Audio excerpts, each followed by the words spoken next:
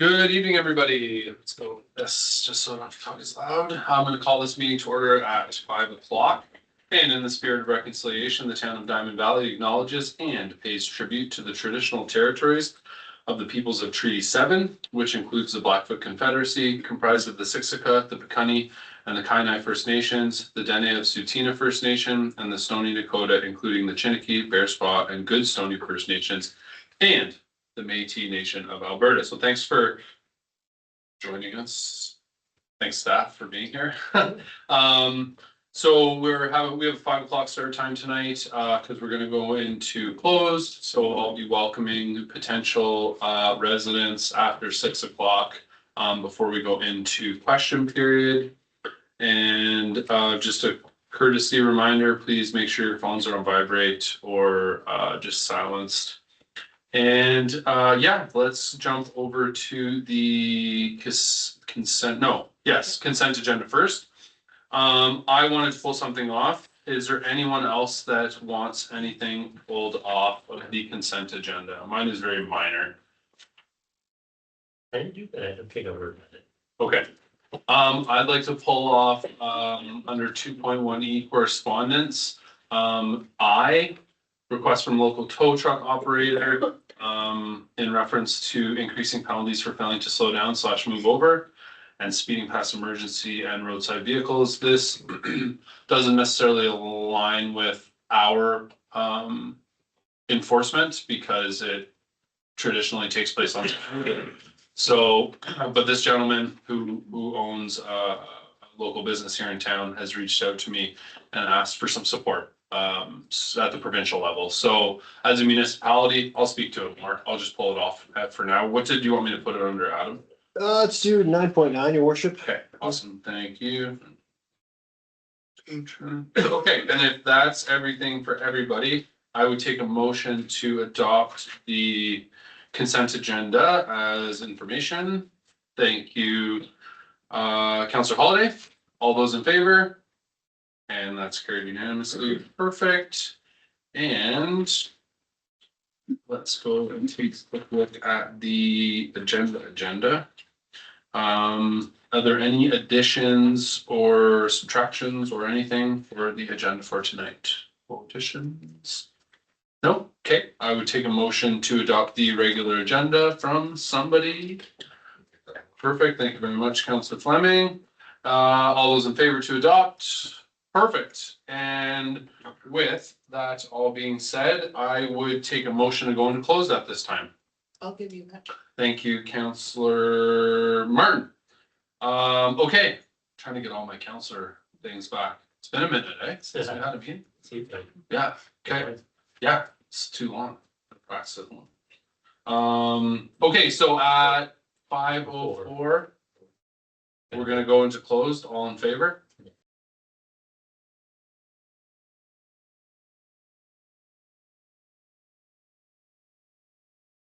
At 6:01, we started off this evening at 5 o'clock with a closed session. Council's been here since 12 o'clock.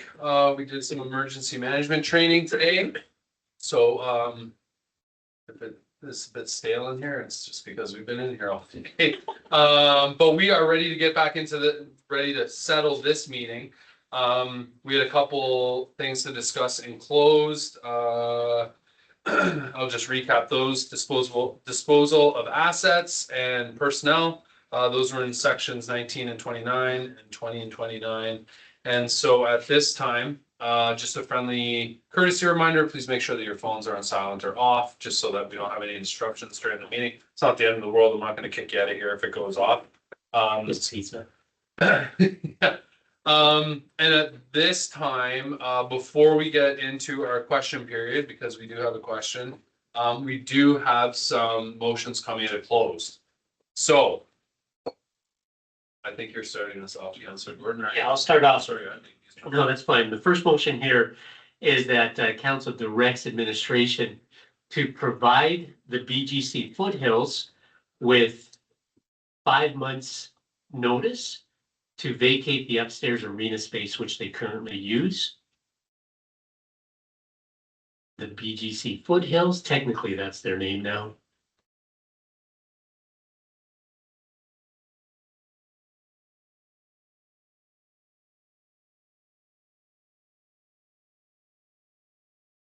And while we're just getting this set up, just to give some background here, the reason we're doing this is the land that we're currently sitting on with these chambers here.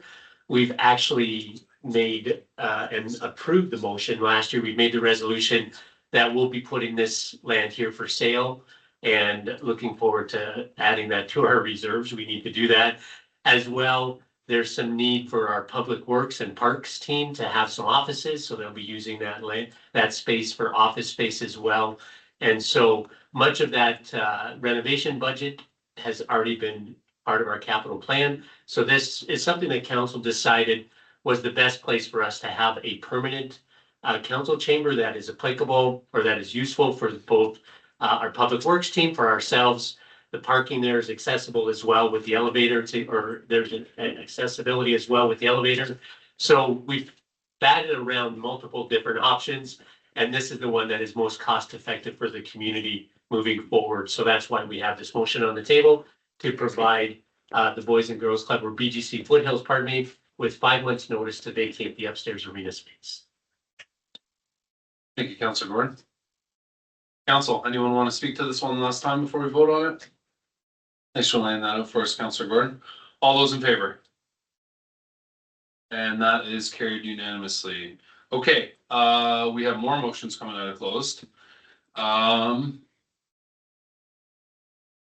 Who would like to give us the first one? Okay, Councillor Bros, floor is yours. Yeah, Verna's already started you out on the board, if that helps you, Ash. Thank the current Diamond Valley Library Board for its service and contributions to the community via a letter that also explains the upcoming changes in process.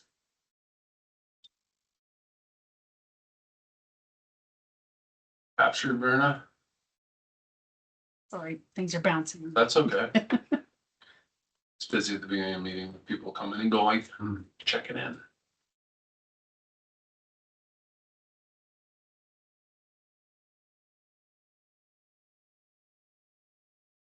Council, would anyone else like to speak to this one last time? Okay, all those in favor? And that's carried unanimously.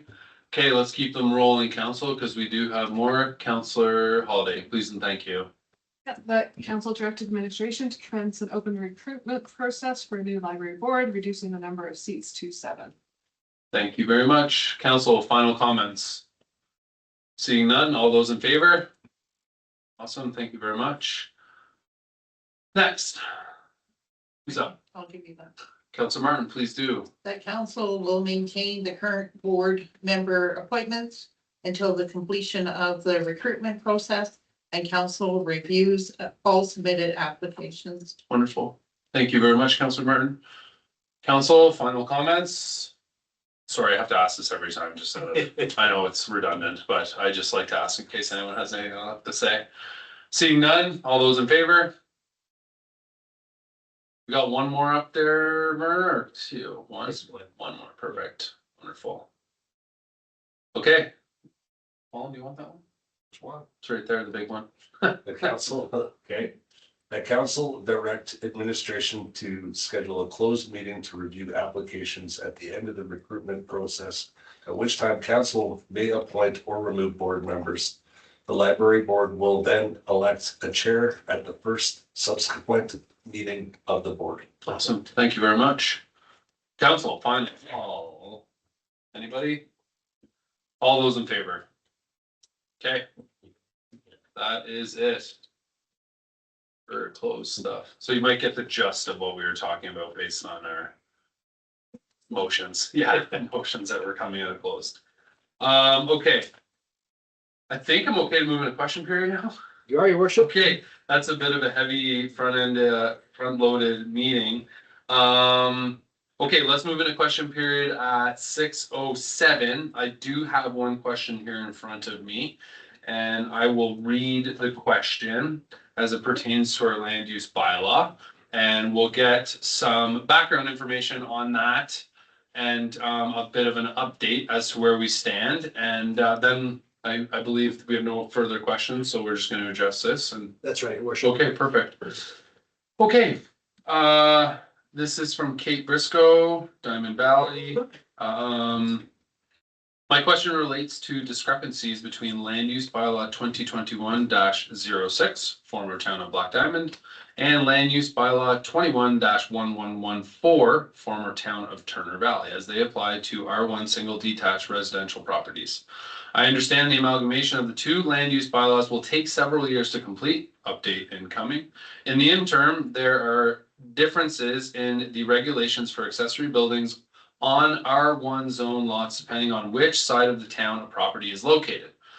Both bylaws permit a maximum total site coverage of 40%, with accessory buildings limited to 15%. However, the former Black Diamond bylaw includes additional restrictions, including a maximum accessory building size of 75 meters squared, which is 800 square feet, and a maximum height of 4.9 meters compared to 6 meters in Turner Valley. I didn't do all those numbers off the top of my head. They're all right here in the question, just so everyone's clear. My property is located in the former Black Diamond area. My current site coverage is 24% total with 6% accessory. I'm proposing an accessory building that would bring the site to 29% total coverage with 12% accessory coverage, which remains well within the overall limits permitted under both bylaws. Due solely to the additional square footage restriction, however, I'm limited to 26% total coverage with the ability to request a variance, which would get me to 27%.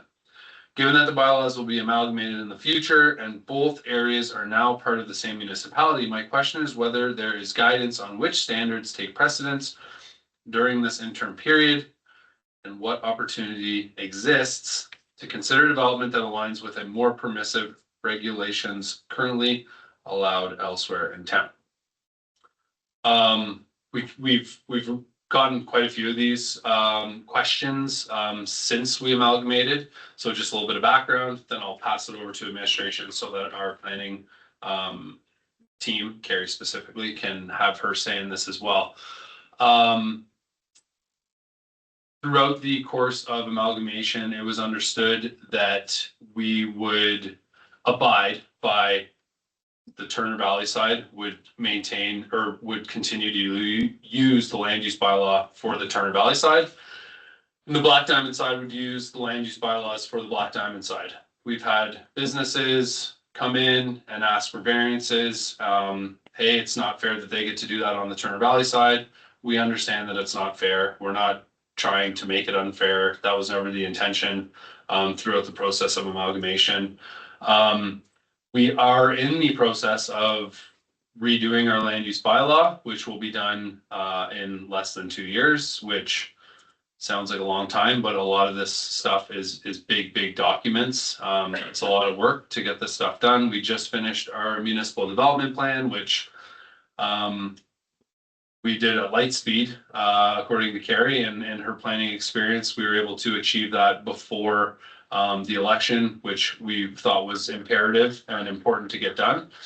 Since we've done the MDP, Municipal Development Plan, now we are tackling the land use bylaw. Some of these things need to be done in a step-by-step process so that you're not going backwards over top of one another and having to make amendments. So with that being said, I'll hand it over to CAO Davey, who can address it the way that he sees fit. Thanks, your worship. I'll just turn it right over to Ms. Florzone. Thank you, council. So there is no hierarchy or precedence between the two land use bylaws. Each remains fully in force for the lands that they affected prior to amalgamation in accordance with the amalgamation order. Administration and council are legally bound by that order and by the bylaws as they currently stand, and how they apply to the lands as they are written. There is no statutory mechanism on which to borrow or substitute regulations from one bylaw to the other. Just can't do that. I understand that the resident has been working with the development officer on the project with her unique context, and I commend her on doing so through the proper and appropriate channels to make sure that her development is conforming and legally built. Awesome. Thank you for the update. Okay. Nothing else. I'm going to close the question period at 6:13, and we are going to continue on in the agenda. We have a hearing, a public hearing, which I have to read. So we're gonna move to six, maybe 6.1. Yeah. 6.1. And I'm gonna read, I'm gonna read this great piece of literature here, and then we'll be able to move on to our delegations once this is complete. Okay, so public hearing, I hereby declare the public hearing for bylaw 2025-117 road closure portion of 3 Ave Northwest open at 6:13 PM.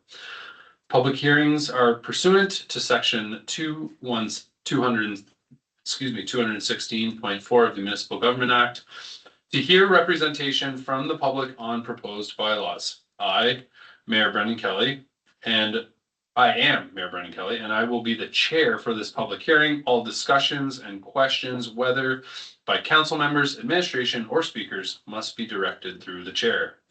This hearing will be carried out in orderly fashion. Please respect the views of everyone here and allow each person their time to speak without interruption. Each person wishing to speak will be given up to 5 minutes to make a presentation to council. Following any presentation, council may ask questions.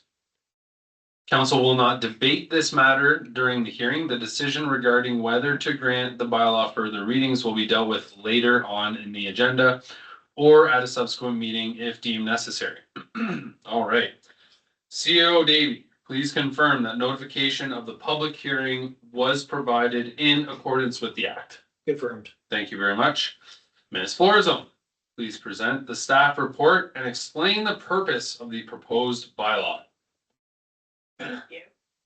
So if you were in council prior to the election, you've seen this. This is a second public hearing, which is a bit unusual. Most planning bylaws, we're not allowed to hold a second public hearing. This is not a technically planning bylaw. And we need quorum to vote. So here we are, second public hearing.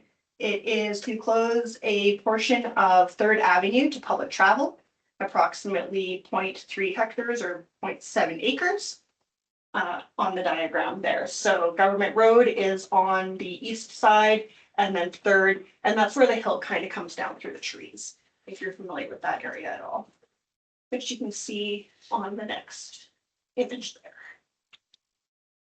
So to the north, there's some agricultural parcels. To the east, Government Road with some R1. To the south, some single detached R1. And to the west, some agriculture as well. The proposed portion of the road to be closed is not identified as a flood risk area according to the updated 2025 provincial flood hazard mapping. And as I just noted, there is a portion of elevation change. So it's a 6-meter elevation change from Government Road down to 2nd Ave. The lands are 250 meters north of Highway 22. There's no known oil or gas facilities, and the wastewater treatment facility is 640 meters to the closest portion of the closed road. Identify that because that affects developability of the land. Sure, that's a word. There are 2 sets of steps and a retaining wall developed in the escarpment through a portion of the undeveloped road allowance. But we haven't done any other like RPR to identify anything else at this point. Area A is proposed to be retained as access.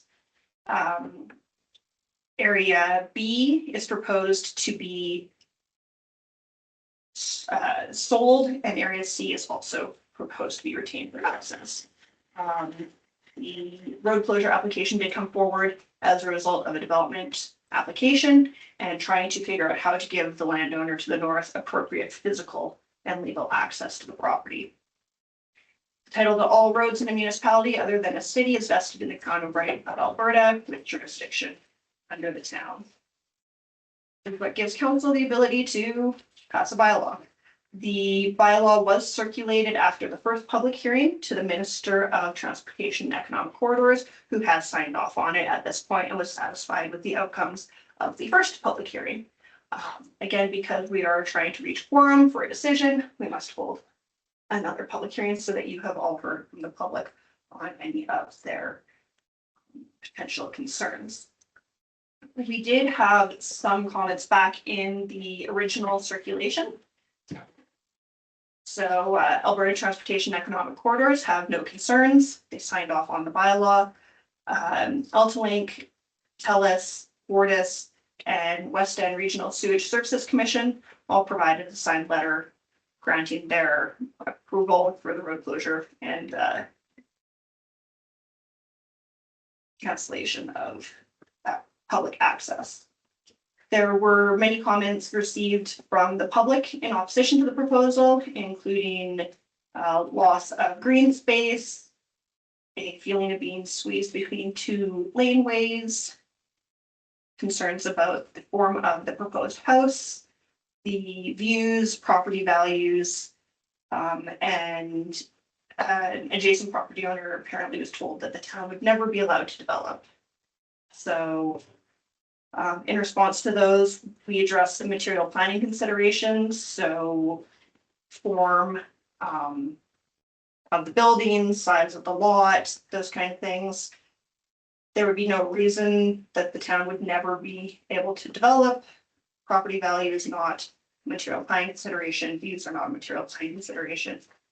Given that the area B is supposed to be sold as access, we don't feel that there's any adverse impacts to the neighbors than would be existing if the road was built as a public road. In fact, it's probably going to be less impactful.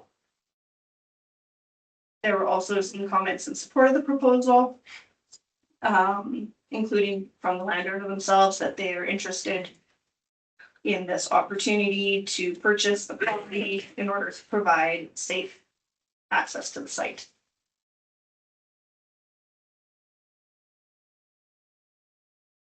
The bylaw before council today is only for the road closure. It's part of a larger suite of approvals, including subdivision to get our areas A, B, and C, and then a land sale of area B to the landowner through a direct sale under the sale of town-owned land policy. Then the consolidation of the developer, the homeowner parcel with area B to allow for that access, a redesignation, and then a development permit. So as you can see, there's still quite a bit of work ahead of us. This kind of kicks that off. The options before council today is to move forward with the bylaw, I'm going to down to that in the readings, or any other direction from council.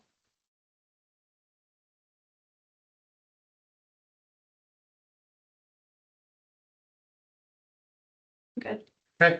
Just waiting for that.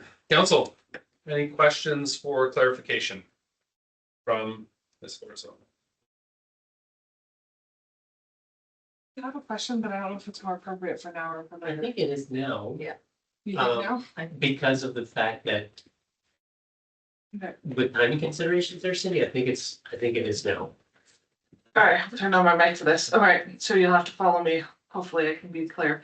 Figure 5 on our new MDP that's been passed has put all of these acreages to the north of this road as established community area. And then we have policy 6.1.4 of the MDP that says redevelopment of large sites or comprehensive developments. So it classifies anything over 0.5 of a hectare, which the property to the north is 0.75. Anything within the established community policy areas must meet a minimum density of 15 residential dwelling units per gross developable hectare. So in order to redevelop any of these acreages along there, they have to meet that density requirement that we've now put in with the MDP. Wouldn't that road be necessary to service that density going north? I know it's not the intent of the applicant to have 15 units per hectare, but it's now, because we passed the MDP in the interim, it's a must meet the minimum density.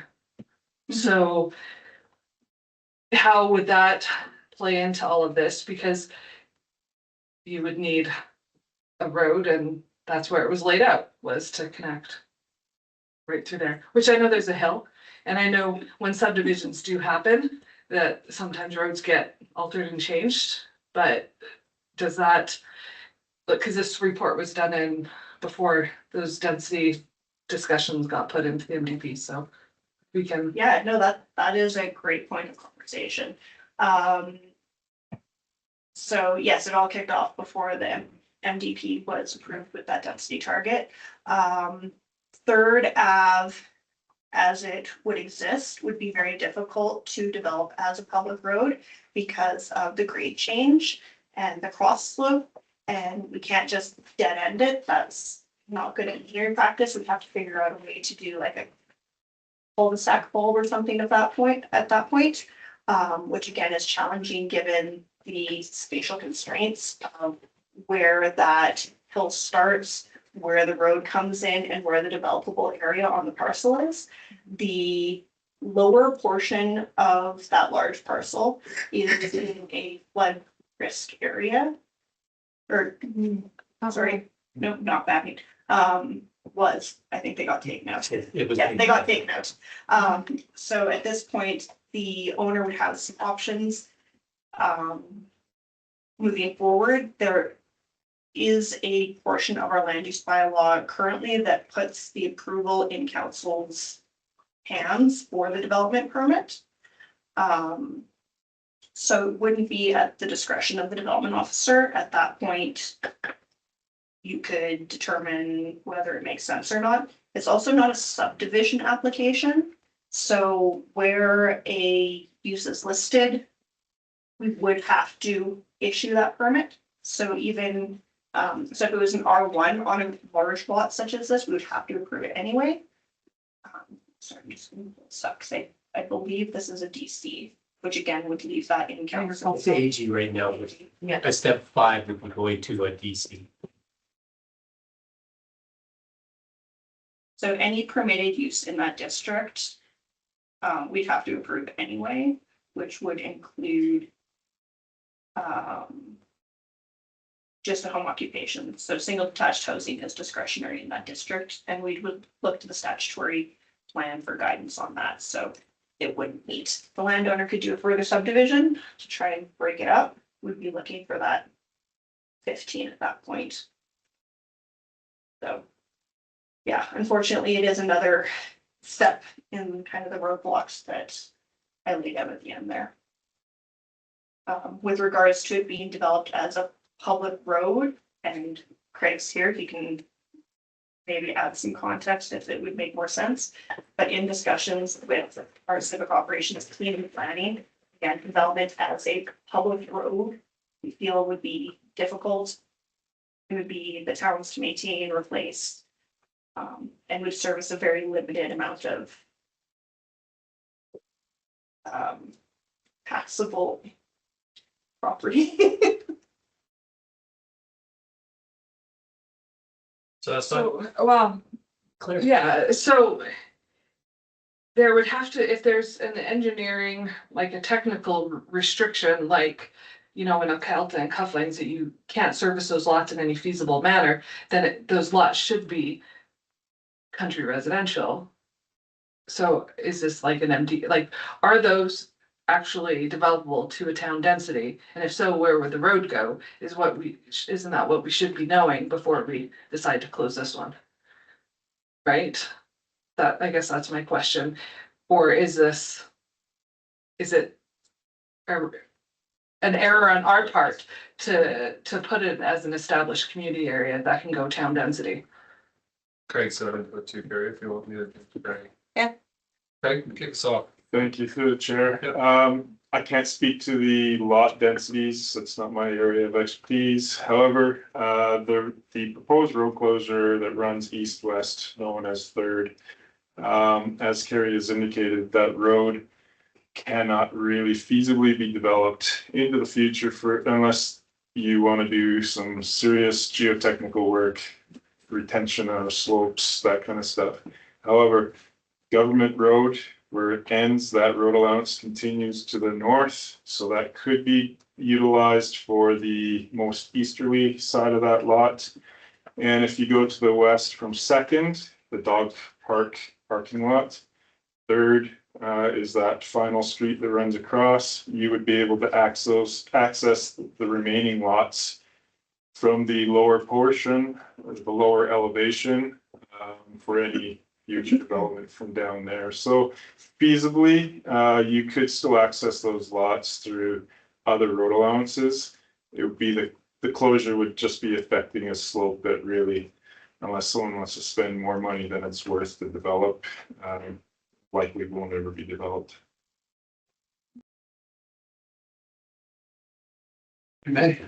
So I'm gonna belabor these two just to make sure I'm clear. So totally understand what you're saying there, Craig. If we close Third Avenue because of that slope restriction, the huge money for engineering, the northern part of Government Road will remain as a road access, correct, Carrie? So the second point, picking up on what Cindy's first concern is, with what we've just done with the MDP, we're talking about it being an established community. It has to have a certain infill requirement, which we have now as 15 units per. Does that apply here? And if it does apply, what I'm hearing from you is that it does apply, and at subdivision stage, in order for them to put one single family residential property on there, this landowner would have to subdivide his own property so that he could only deal with the one dwelling that he wants to put on? That is likely the course of action that we'll recommend to the landowner to move forward with his one single detached dwelling on that person. Right, because then it would meet the MDP. The only other way to, I'll say, circumvent that would be if the property is rezoned to an R1 parcel, where then a single detached dwelling becomes a permitted use. So as long as he meets the requirements of the district and the land use bylaw, we are obligated to approve it regardless of what the statutory plan says. Really? So so technically what we could do then on step 5 here, where you have it as potentially bylaw 2024-67, the redesignation would be, instead of a DC 12, we'd encourage him to redesignate that to an R1. Yes, under our previous municipal development plan, anything that was along the river that was in a potential. Oh, is that why it's area DC? Was Gotcha. required to be redesignated to DC at that point. So Makes at sense. this time, we would have that flexibility. Okay, thank you.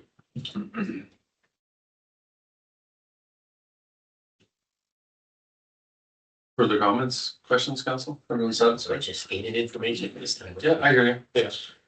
Okay, CAO Davy. Has the town received any written submissions that are not included in the staff report? If so, I would ask that you read them out loud and to be entered into the record.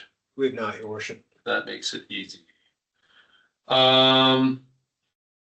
Those who are representing the applicant, please come forward, introduce yourself and provide your presentation. Do we have somebody here representing the applicant? Not that I was made aware of. Yeah, okay. Okay. Questions for the applicant, council? I have to ask all these questions, just like. Or you could say, yeah, we're gonna say. Yeah, You have to go.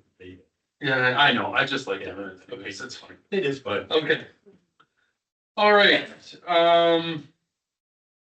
yeah, no, I just did that one, this one I can just skip, I guess, because there's no one here doing presentations. No.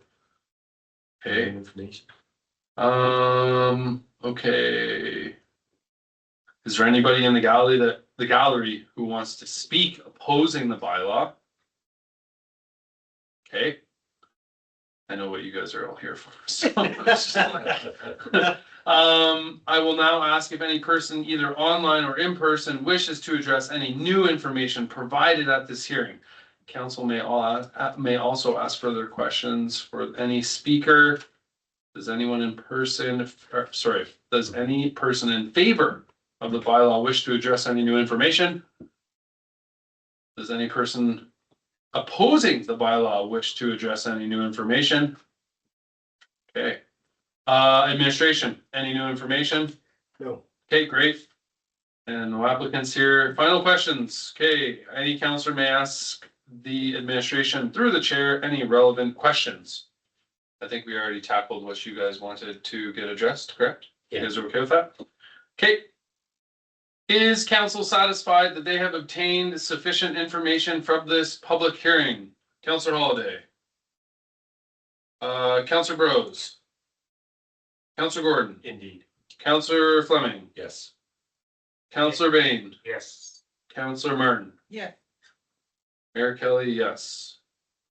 I would like to thank all those who spoke. Thank you, Carrie. Or provided submissions for their comments. Council will take all this information into consideration when deciding on this most challenging matter. I now declare the public hearing for bylaw 2025-117 closed at 6:34. Great. Okay, so, I know there was a lot of leading up to maybe a big climax here, but we're just gonna drop this for a little while and we're gonna talk about this later on. Now we're just gonna totally switch gears and we're gonna go to delegations, and that is gonna start with the Diamond Valley Rockies. So, thank you for your patience. Glad you didn't hold your breath.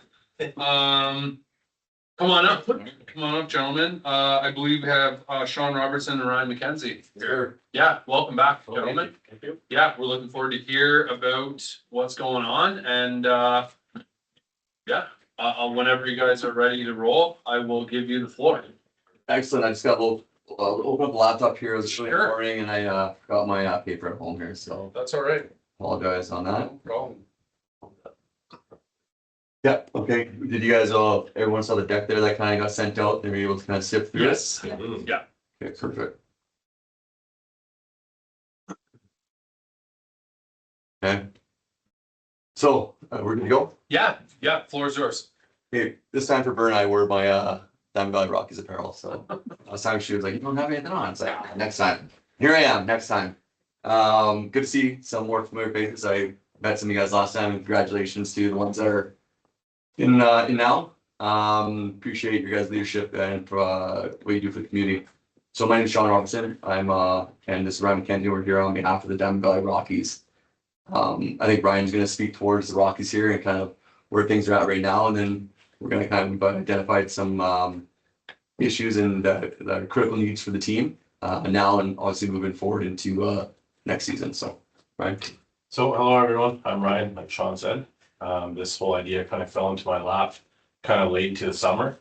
There was some other owners from other towns and cities that already had teams going, and they were looking for a couple new interested owners for other locations for teams. So that kind of came my way. So after I kind of thought about it for a while, I found a good partner in Sean that was interested, has passion for it.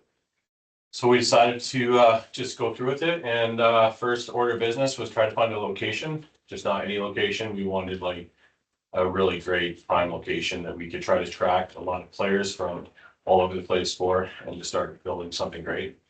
So Diamond Valley was right there on my radar.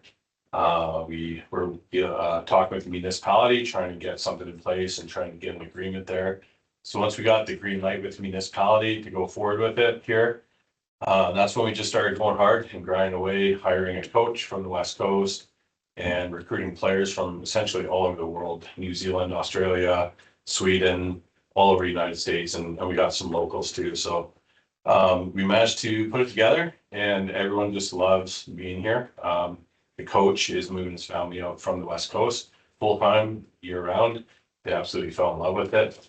And yeah, it's been great so far, and we're just looking to, put something together and build a relationship long-term here.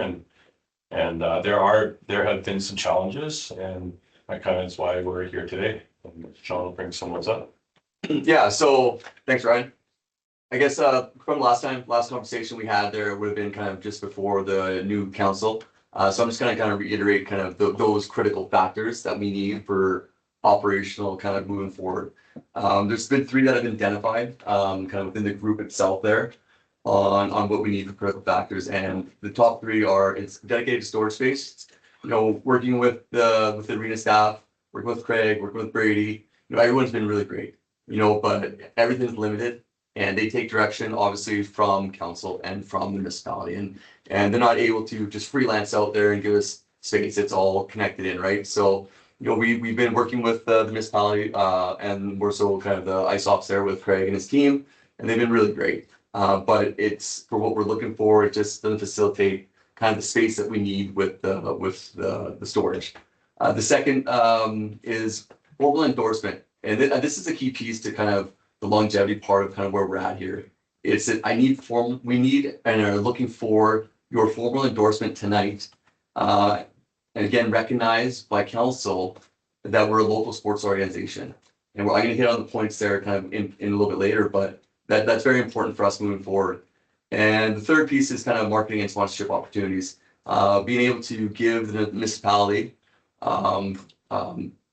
authority to work with us into creating lasting partnerships and collaboration through marketing and sponsorships.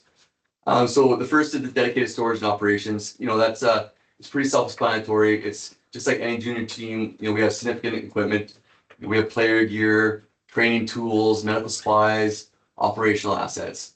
Right now, we lack the secure space for centralized storage, which is creating inefficiencies and places unnecessary strain on the coaches and the players itself there. The Billet families don't really enjoy having stinky gear coming back to the house getting aired out, right? So we're looking for that space where we're able to kind of air out and have it stored. It's just about convenience. It's about safety. It's about professionalism and operational efficiency. The second part here is kind of what I highlighted just a few seconds ago. It's being formally endorsed and recognized by council, directed down to administrative and this municipality about looking at us as a local organization. The reason why that's important, this recognition matters because it gives us a seat at the table. For ice allocation, decisions are made well in advance. And without formal endorsement, it becomes very difficult to plan responsibly. It's hard for us to recruit players, attract sponsors, and build stability over the year. Having that seat at the table when all stakeholders are there and allocating for ice, it gives us a way to plan our schedule in advance. You know, we're not talking preferential treatment. We're just talking about being included, just inclusion. You know, being recognized as a local stakeholder ensures hockey player is, we're at the conversation around the ice rental schedule and long-term facility planning. It allows us to align our goals with the municipality and build something for the future and sustainably. The third part here is just kind of in-arena marketing and sponsorship opportunities. You know, this is critical, this part of here is critical in any sports and entertainment operation. You know, it's essential. You know, across junior hockey and sports organizations everywhere, you know, in-arena real estate is a primary driver of sustainability. Dashboards, whether it's dashboards, ice logos, signage, branding impressions, it just brings that value to our partnerships and being able to localize that inside the arena and create that localized impression and give them value to why they want to work with us. They want to work with us because we're fresh, we're cool, we're a great organization that brings entertainment and people together, and we bring people into the arena. Lastly, we want to just talk about kind of the economic impact of kind of what we got going on right now.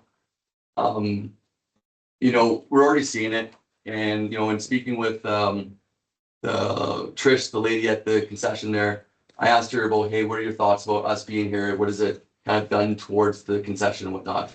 And she wrote me back. She says, hi, Sean.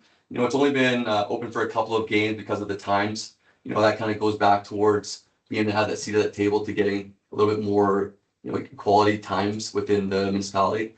But she said, I've only been open for a couple of games because of the times. But when I was open, the concession was busy. The players are very friendly and fit in very well.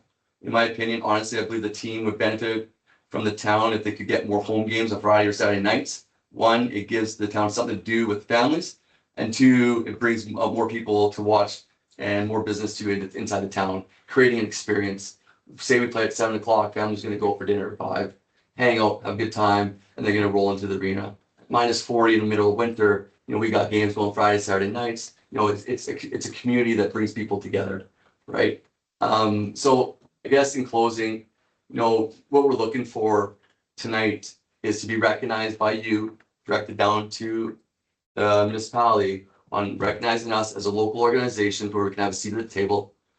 Given the municipality, authority to work on your guys' behalf, to be fiduciaries within the city and the people who live here, to work with us in finding solutions collaboratively to do in-arena marketing and real estate for sponsorship opportunities, to create something there. And thirdly, and we're working towards it with the arena and Craig and whatnot, is finding storage and opportunity there and what that looks like moving forward. So with that, I appreciate your time and I welcome the questions. Thanks, guys. Okay, I'm gonna open this up to council and we have any questions? Ash? Yeah, just in speaking with the storage and the real estate, I know that there's not much there, but I know Craig's sitting right behind you right now. Where do you propose this space goes and who's flipping the bill for it? Yeah, no, so like Greg's been awesome. Like we've been chatting, emailing a lot here and we're working together on creating what that looks like. In terms of what it looks like in my eyes, and we were, talking last time, is we're getting a C-can, finding a spot for the C-can. This is not something new and where I'm changing the wheel. It's what a lot of teams are actually doing is taking C-cans and building, insulating, putting in a kind of like a wired heater to kind of store everything out, right? And it's built in where it's proper storage, heater, not adjacent to the arena itself there, but just storage on that C-can itself there. Sorry, I wrote down a couple, sorry. So, and you want to sit at the table for games, and I think you've been in hockey a long time, and ice is always an issue. So when you say you want to sit at the table, and we're gonna obviously collaborate and make a schedule, when you push other teams that have been here for a long time, the men's league, and you start moving that out, that causes a ripple effect. So where do those teams go, and how do you suggest accommodate everybody? Oh, no, 100%. I think what it comes down to is just kind of being inclusion to everybody. We're not asking for every primetime ice. We're not asking for anything. We're just having a conversation and sit down so collectively together and what that looks like. Is there going to be conflicts a little bit? Sure, just like in anything, but you're able to work around that. Friday nights, there's opportunity there. There's opportunity for Saturday nights. It's like, and I played hockey a long time, and I played men's league, and I have to applaud the Diamond Valley Men's League team for having primetime ice on Saturday nights. Fantastic. I would love to have every Saturday night being at 9 o'clock type of thing, right? It's just like with that, when you're in those areas, things do get pushed around and bumped out. And we're not saying every Saturday night. We're just saying maybe 2 a month. What that looks like, 2 a month on Thursday, 2 on Saturday. It just more of a conversation. We just want to be part of having that conversation, what that looks like moving forward. Because like we've only had a few games here. We're bringing out crowds. People enjoy it. We're being so fluid that we play this Friday. I welcome everyone to come out this Friday, 1 o'clock, to come watch the game. But it's like we're doing afternoon games to facilitate being in Diamond Valley. Because if we weren't here, then we're going up to Seven Chiefs. We're gonna be finding ice, but we want to find ice here and work together. If it's not gonna be perfect, that's fine. But as long as we have conversations and we're at that table to be able to facilitate and be able to collaboratively work together, then that's all we're asking for. We're not asking for treatment. We're just asking for conversation. If we can go in and have that conversation early enough this year, you talk about next season with the men's leagues and whatnot. Like, I know they've come out to a bunch of our games. They actually play hockey with our coach. He plays in the men's league now here. So he's established that relationship with them. And if it's something where we can sit down and have a conversation, maybe if there's something we can do one night looking ahead and we can agree on it, that'd be great. Like having that conversation with them and trying to sort it out early enough in advance, I think it would be something we could do. Okay, Ash, you done? I had one more, but I think I might, no, I think I might save it. I'm getting a little too far ahead of myself with this next question, so I'm gonna let him go. Sure. Yeah, I appreciate the work you've done in administration and having those conversations. I fully understand the importance of an equitable amount. Rome wasn't built in a night, and you've got great plans, great ideas, what this could potentially become. So obviously, I think having those collaborative conversations moving forward to the schedule for 2026, 2027 would be wise. Question I do have though is the element of sponsorship, because currently any of the branding that is done in the arena, that's our money. That's our advertising. So before I could even move forward with saying, yeah, right on, let's get into that, I would like to see some hard numbers about what that extra sponsorship looks like, what you guys would bring to the table. You know, what would be the splits? How much goes to your coffers? How much goes to our coffers before I could say, yeah, get along with sponsorship? I mean, we've got good sponsorship in there already. What avenues, what resources do you have that will increase that sponsorship level? I'd like to see some hard numbers before I could say, yeah, let's do that because we have the sponsorship. And then the dedicated storage space with the sea cans. I'm just looking at Google Maps here, looking at the layers, you know, there's that south lot area between the outdoor rink and where the curling club comes down. I don't know if there's something we can do there, but here again, if it's dedicated for your use, what are you bringing to the table financially so that we can do it, right? I don't know, Craig, if I can ask that question through the chair, if that's a suitable area to put a couple of sea cans, that we could put that, you know, where the curling rink comes down south, and then in between the curling rink and the Scott Siemens outdoor rink. I think we've been storing our trailer back. You there probably for a have, while. there's a lot of room there. I don't know if that would be a feasible area. Craig shaking his head, no. So where would be, and I'll add in, where would be a suitable place to put a couple of sea cans? Thanks for the question, through the chair. We could certainly review the site and come up with a suitable area, but if I had to throw a comment out right now off the top of my head, it would probably be to the north side of the outdoor change rooms for the SSR, or right by the compound behind the two-car garage. Worship. I know, should I just clarify through to Carrie? Let's put you on the spot, but is sea containers even a permitted use in that zone? I believe under the Black Diamond land use bylaw, they'd be considered an accessory building, which in the public service district is a discretionary use. So top that to your worship. So the club wanted to pay for some sea cans and accommodate all that. Just bear in mind, you'll have other user groups wanting the same thing too. If we're happy, have to. Secan parking lot. Okay, And so I just say that for context. Yeah. We have 3 or 4 other user groups wanting the same thing. okay. Cindy? Yeah, just before, if I may, just so I can understand, there potentially is room for sea cans. If I heard you right, you said that the Diamond Valley Rockies were willing to foot the bill for that, to get it put in.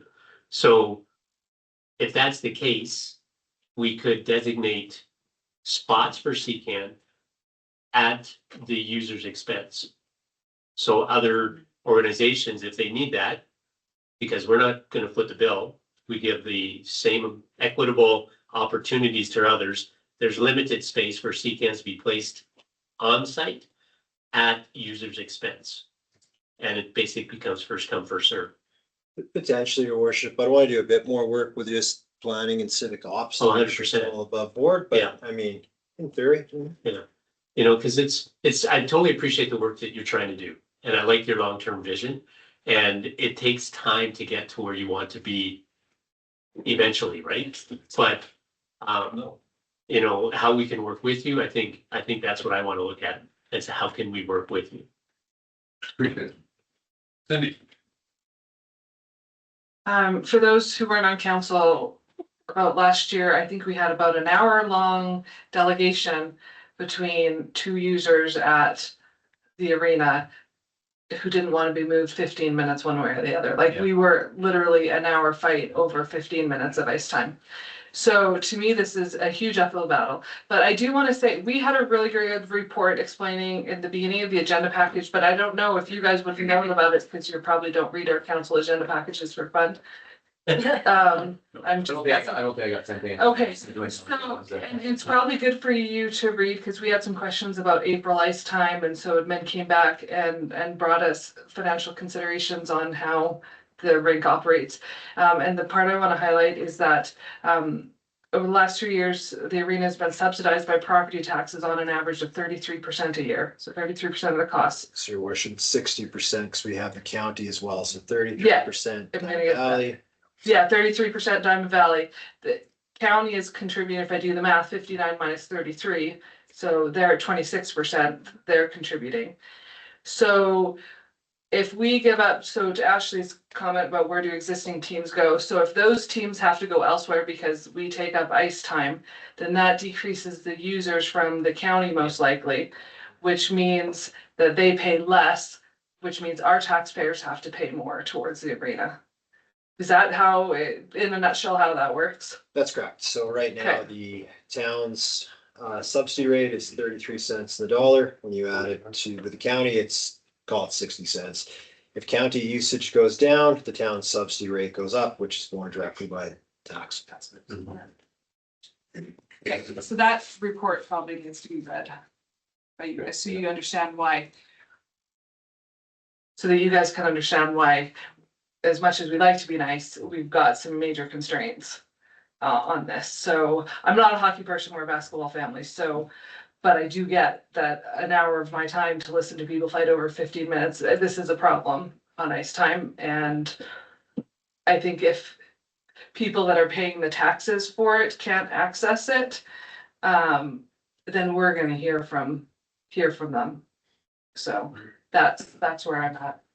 I think with, like Sean said, with having some primetime ice for games, that's gonna bring a lot of value into local businesses, whether it's people on a road trip from the out of town teams like Stavely coming up the road for a good rivalry game. They might be coming out for dinner, staying late for beers at Hard Knocks or whatever it is. Like they're coming in, they're spending some money, and the locals too. They're gonna be coming out, like Sean said earlier. They're coming out and it's all gonna contribute and make it work for everybody. Additionally to that, we're renting ice every morning.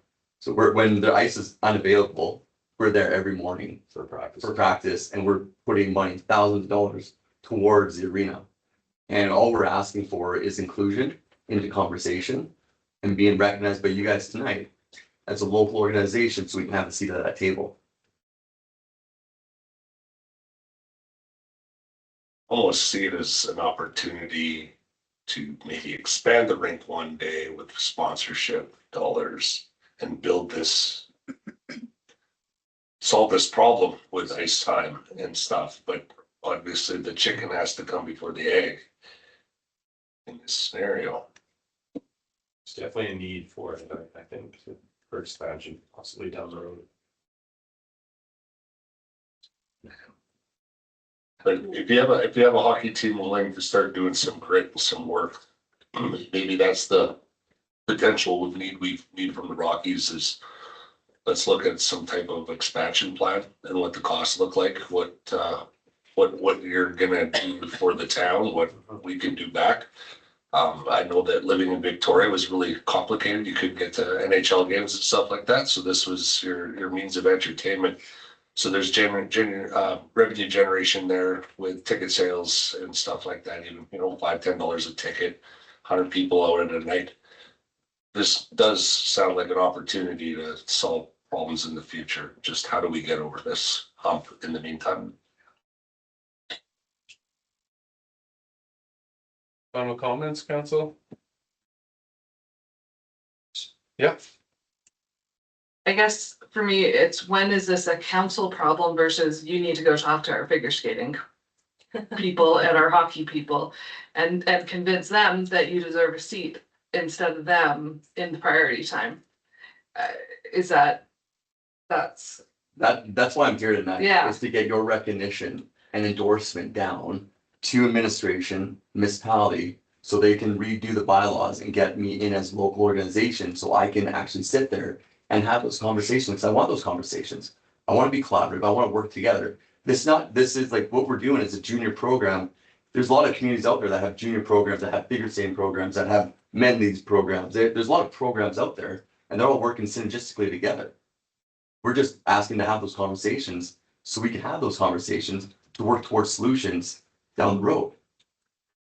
Would you, so, It's just financially, this could hurt our taxpayers as a council.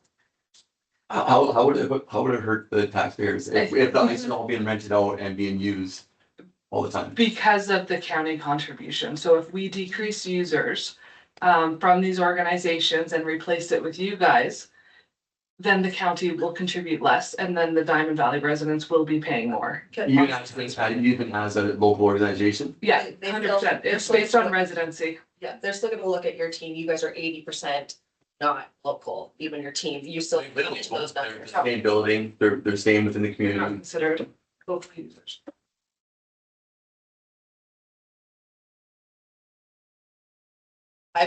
I don't want this to be disheartening to you because it's just like, I know it's frustrating, but have you considered like maybe trying to get, like, I know the guy in the men's league, I'm pretty high into the high country of the skating club. Have you ever considered maybe having a meeting with them? Because I can tell you right now, if we go to try to change this bylaw, we're gonna have every single one of them sitting in this room being like, no, we need this ice. So have you considered reaching out and then just trying to have that conversation preemptively before this goes? We've reached out to the president of minor hockey and tried to get conversations rolling, and it's just kind of just goes flat. So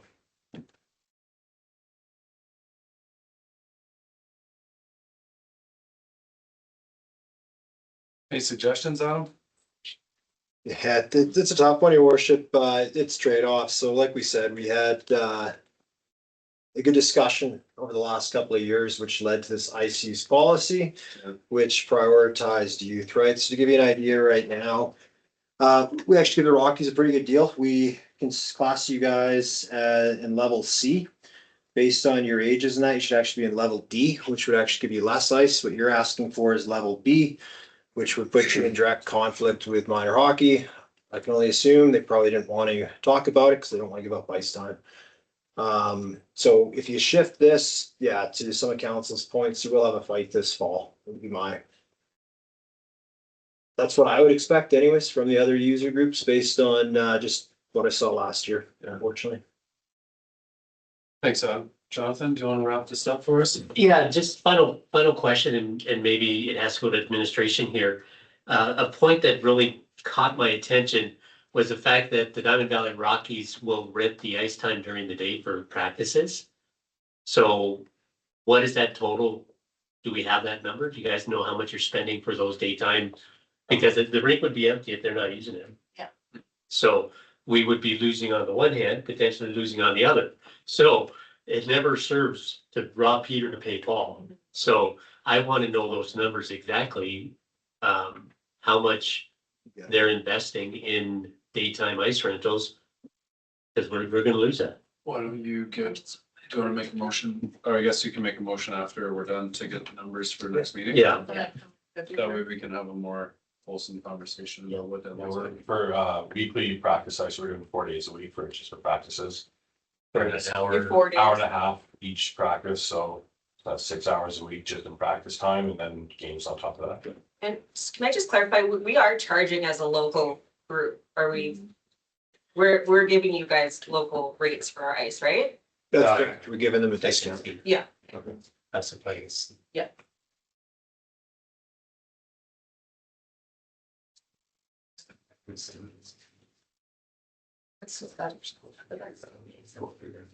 Okay, council. Yeah. Any final comments on this one?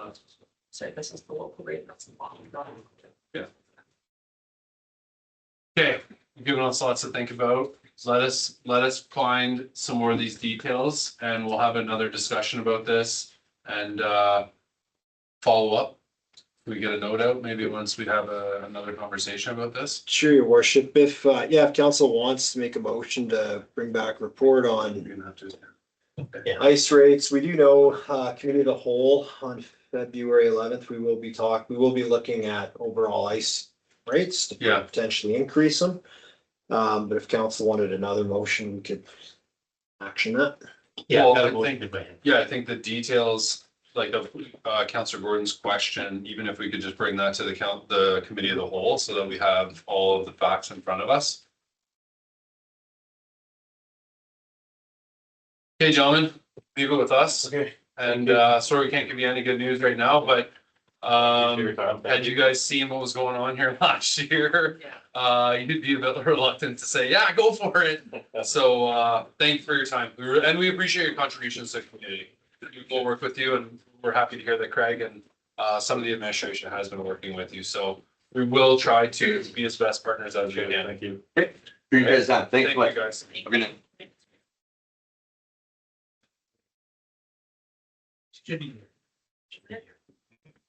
I didn't see it. You guys have a business card? I'll just turn there. Yeah. I'll just turn around quick.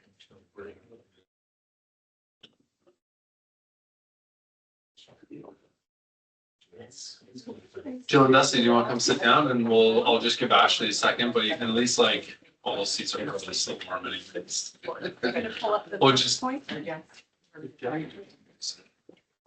So for the public, this is in regards to the Calgary Regional Airshed Zone,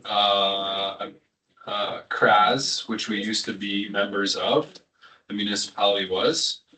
And so we're gonna hear some stats on that tonight. So I'm just gonna give Ashley a minute here, and then I'll cue you guys off.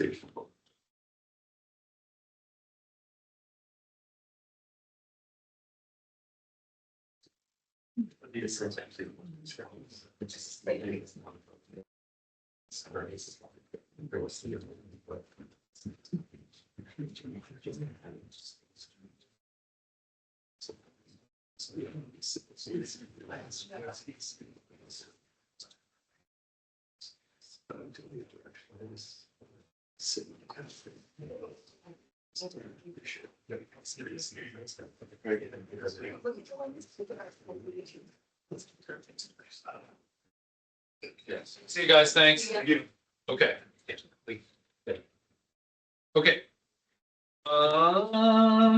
Okay, our second delegation, I'm gonna hand the floor over to Jill and Dusty. Thank you for coming here tonight. Thank you for giving us the time. So I'm Jill Bloor, I'm the Executive Director of the Calgary Region Airshed Zone Society. And yes, we use the acronym CRAS. It's a long name. As was mentioned by the mayor, both the town of Turner Valley for a very short period, but the town of Black Diamond were members of CRAS. Membership ceased for the town of Black Diamond around the time they were doing construction on the council, on the building in Black Diamond. And don't remember the date. But CRAS is one of 10 air sheds in the province. You'll see the map there. All air sheds are grassroots up organizations. The government has never come in and said, thou shall must have a air shed. And the reason we know that is because Lethbridge does not have an air shed zone. So the community must not think there is a concern with their air quality. All the other 10 air sheds, community members have felt there's a concern with their air quality, and they want to sit at the table with, next slide, government, industry, and the public to look at if there is issues and what solutions could be made from those. So those are the three components of our organization, and all three are represented on our board. Slide. So CRAS has these 6 committees. And so engagement is going out, doing presentations, outreach, going into schools, doing education programs. If somebody wants to listen to us talk, we will come out and talk about air quality. Air Quality Management Committee. So South Saskatchewan Regional Plan has a air quality framework in it. And in that framework, our air quality management plan is referenced. So it's not compliance that municipalities need to follow, but they need to be aware of that framework and our plan as they're looking at land use, municipal bylaws. It's a cumulative effect. So you have factory A, that's fine. That one isn't emitting over their limits. Then you've got factory B, same thing. They're under their limit. Factory C, same thing. But as the air goes, the community downwind of all three is getting the effect of all three, and their limits are exceeding the safe levels. So we're concerned about that, and we work with the municipalities and the industries to try to find solutions through that management plan. Technical deals with the monitoring that we have currently, and I'll get to that slide. Obviously, finance looks at our money. We are a nonprofit, so we do try to make sure that we can stretch every dollar. Policy and research looks at any framework, guideline, law that comes out of any level of government and how it will affect the air quality and the citizens in that community. They'll look at it and they'll do a summary. So my one example is when the new MGA came out, we looked at it and the committee said, you know, the stuff on air quality, not so great. We wrote a submission and we sent it in and it was considered. And that's all we ask of those who are making laws or frameworks is you consider what the local people are talking about with their air. Smoke is a committee that started. We have a community guide to wildfire smoke in your health, and that committee drafted that resource guide. It's on our website.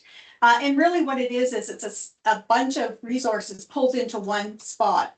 We started that in 2013, sorry. The City of Calgary came to us and said, do you have any guidelines on outdoor workers and exposure to wildfire smoke? Because we don't. The City of Calgary didn't. So we were like, no, but come to the table. So we got them and Alberta Health Services and Alberta Environment together, and they started working on this guide. So now there are resources in there for industries, for municipalities, for sports groups. I know the Calgary Baseball or Softball League will cancel games if the air quality health index number is at 7. And that's because of the work we've done to educate people on the danger of exposure. Next slide. These are some of the, as I mentioned, the smoke guide, the management plan, and the Saskatchewan. The other is the air quality management toolkit. So this again was to look at things that, resources that could help communities, municipalities, deal with making sure that bylaws, plans, ensure that air quality is still going to be good. It's looked at every 4 years, I think, and it is actually provided to our members. First and foremost, we are, as I said, we are a nonprofit. We do run on membership fees, so that one is. But the others are publicly available on our website. Next slide.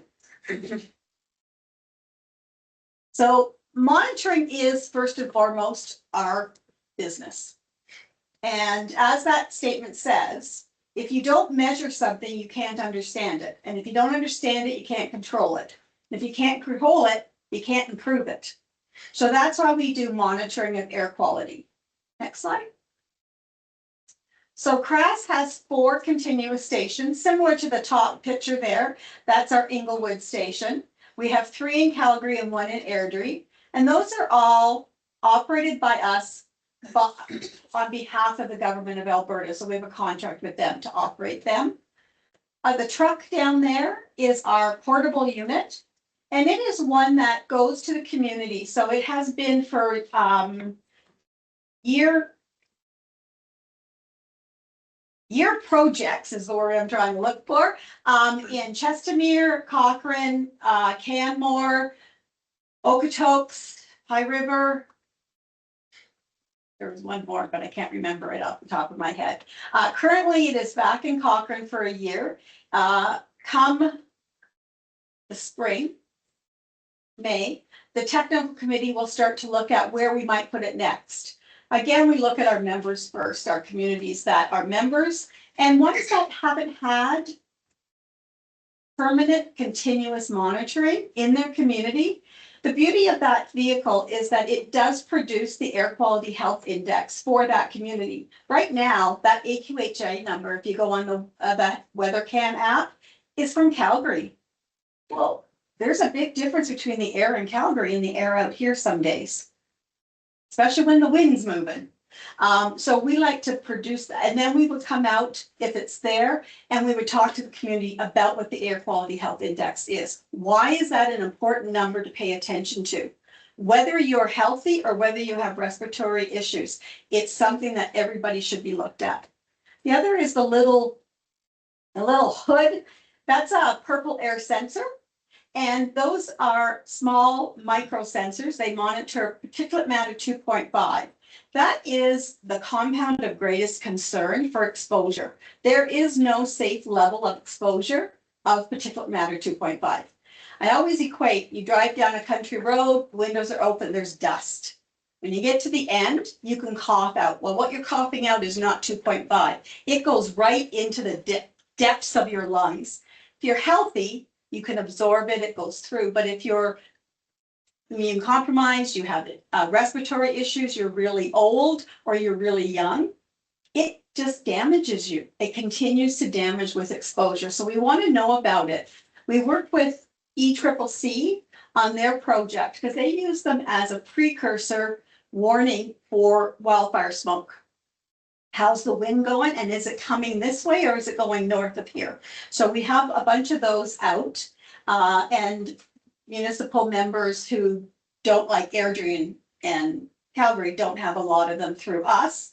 A citizen can buy one too off the website, but we provide them when a municipality becomes a member. Next slide. So this is just the cost of air pollution. So Health Canada pulls these numbers together.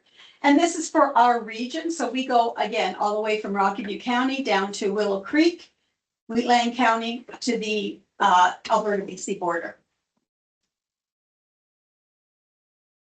Now, these numbers were for 2 years ago.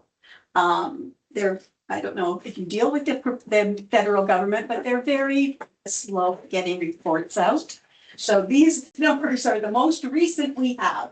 But for 1 year, there was 377 deaths that were attributed to air quality.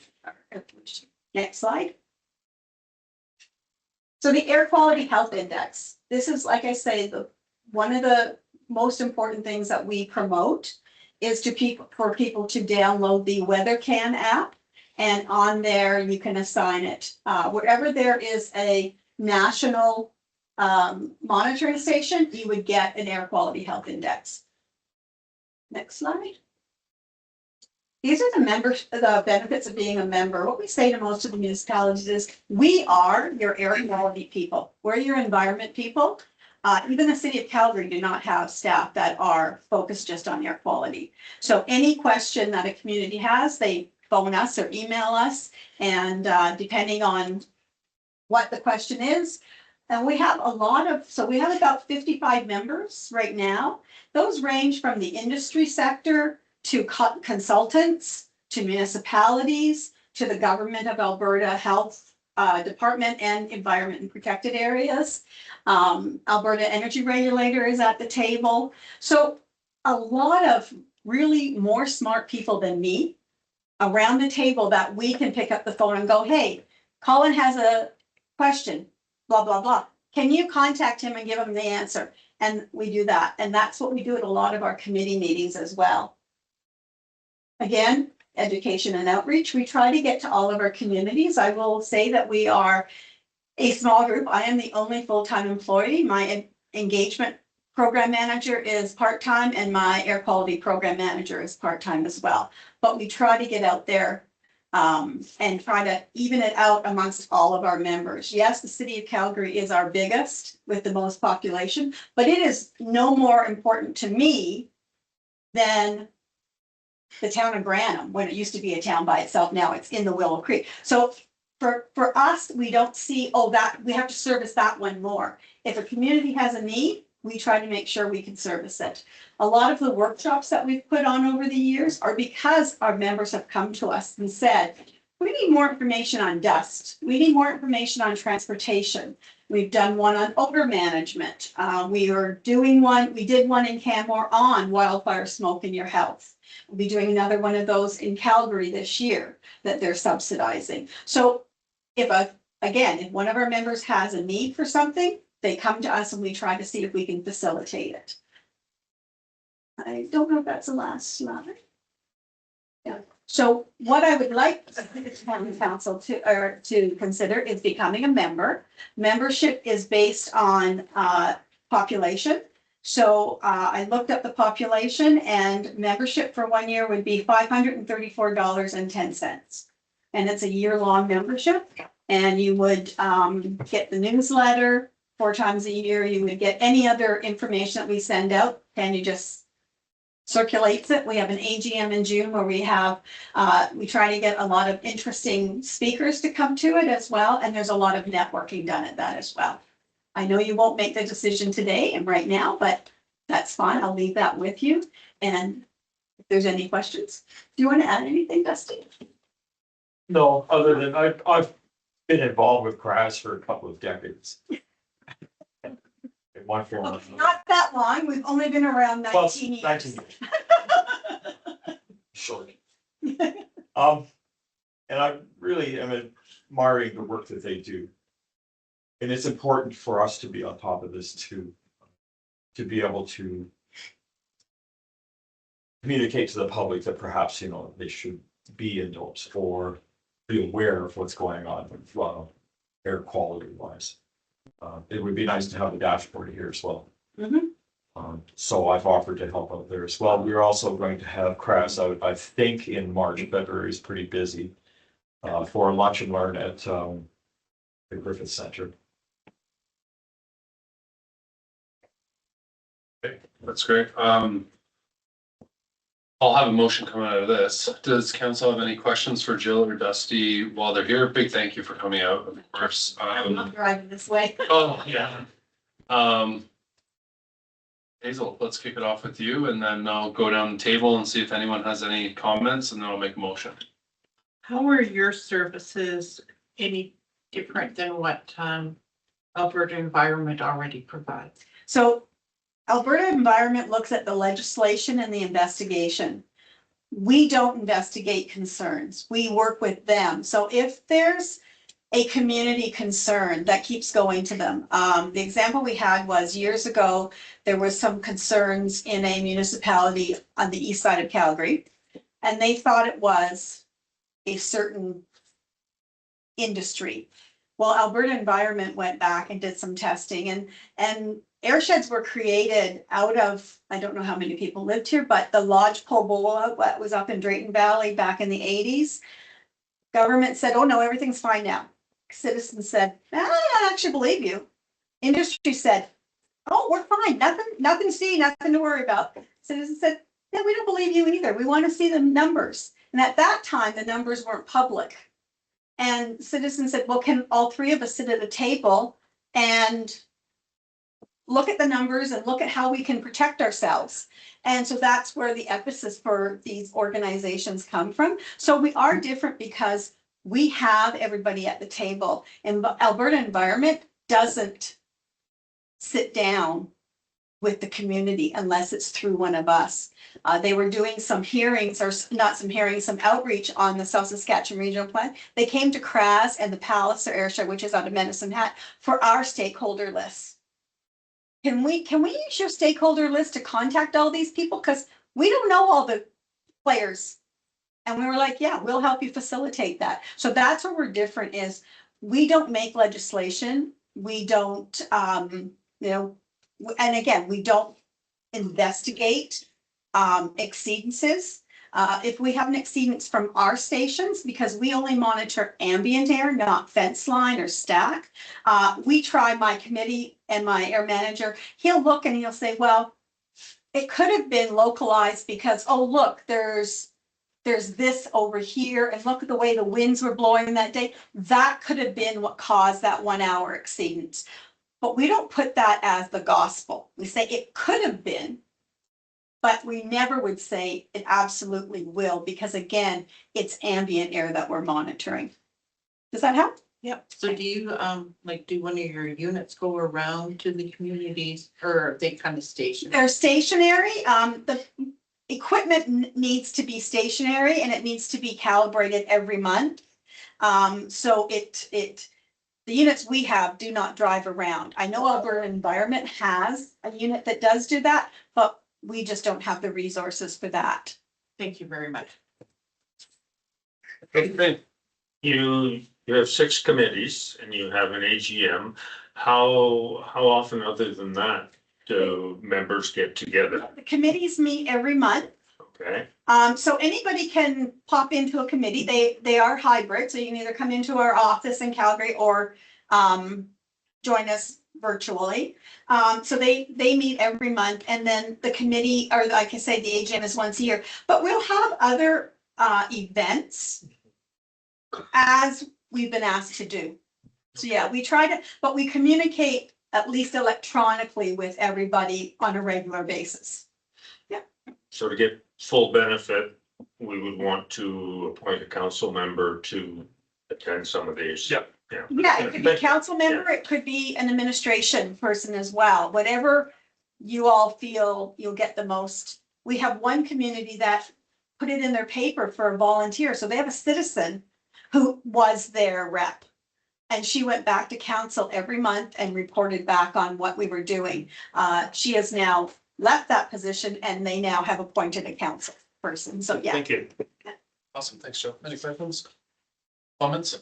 Just, yeah, what are you using to monitor the air quality? We use different analyzers for each compound that we monitor. So the station, the portable unit monitors NOx, NO2, ozone, and PM 2.5. And they have to be EPA, US EPA, not to be confused with Alberta EPA. Don't get me started on acronyms. They have to be a US EPA authorized or approved method. So the units have to go through testing through, so they're established units, and I'll be honest, I don't deal with them directly. If you want what kind of units they are and who they're from, some are come from Campbell Scientific, I'll let you know that because I write checks, or Thermo. But if you want the exact kind of instrumentation we use, I can get that for you. Please. Yeah. Thank you. That's a word. Yeah, just a point of clarification, air quality index is something obviously we follow quite a bit lately with some of the wildfires. I'm thinking how it's impacted sporting events, and different things such as that. So question I have is, how do you differentiate what you're doing with what the government of Canada is doing through their National Air Pollution Surveillance Program? Good question. Because they have like 260 stations, 150 rural municipalities. We go and we see the air quality index there. So where's the differentiation? So actually, the 4 stations that Calgary operates are part of that NAP system. So in Alberta, we're unique. We're the only province that has grassroots organizations doing the monitoring. So and it's called NAPS, the North American Pollution Surveillance System. Again, another acronym, where the airshed zone societies operate those stations on behalf of the government. So Alberta, our ECCC gives the money to the provinces to run those NAP stations. So yes, they're across Canada. In Alberta, the government gives the airshed zones the authority to operate those stations. So the AQHI, the data is pulled by ECCC, goes through a long scientific formula. I'm not a scientist for that. And it comes up with the number 1 to 10. So we work with ECCC a lot, but their conduit is the provincial environment departments. Thank you. No questions, Cindy? Okay. Any final comments, council? Like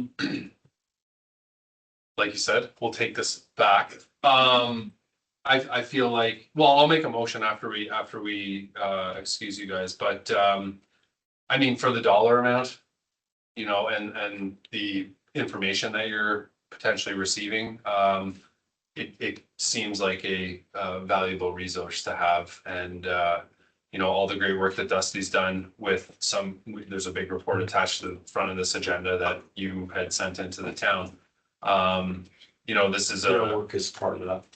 yeah, and I think that, it speaks to the amount of work that you've done. It lends a hand to our community members, and information is power. So let us take this away. Yeah. I'll make a motion, and I'm just simply gonna ask our CAO to find us some money. And then I'll let council decide whether or not they feel that there's some value in this, but I certainly wanna put it forth to council to make a decision, and you'll no doubt hear from us one way or the other. Well, thank you very much. Thank you, Joe. Thank you, Dusty. Yeah, of course. Okay, Jonathan, you have, do you wanna do this in order because the hockey delegation was up first? So I'll let you go first. All right, so Just watch Verna as she types, so that you don't Yeah. get too far ahead. I don't want to get too far ahead of myself, and if my math is correct, $135 an hour for our local hockey teams to use during the daytime per hour. They're doing 6, so that's $810 a week times 4 is over $3,200 times 6. They're pushing $20,000 a year for daytime ice use.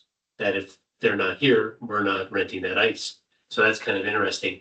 So what I'm going to direct administration to do, I put up those numbers if I'm wrong. Yeah. Because 810 a week times 4. And then if there's 6 months of ice time, but I want the full numbers. I don't want my numbers. So Okay, my vote, if you have them, you can give them to me. it's a little less. So currently, I think there may have been an error, when we were speaking before. But currently they're being charged as non-local youth. So that'd be 185. So non-prime though, so it's 105 an hour. Okay. So it works out to about 630 a week.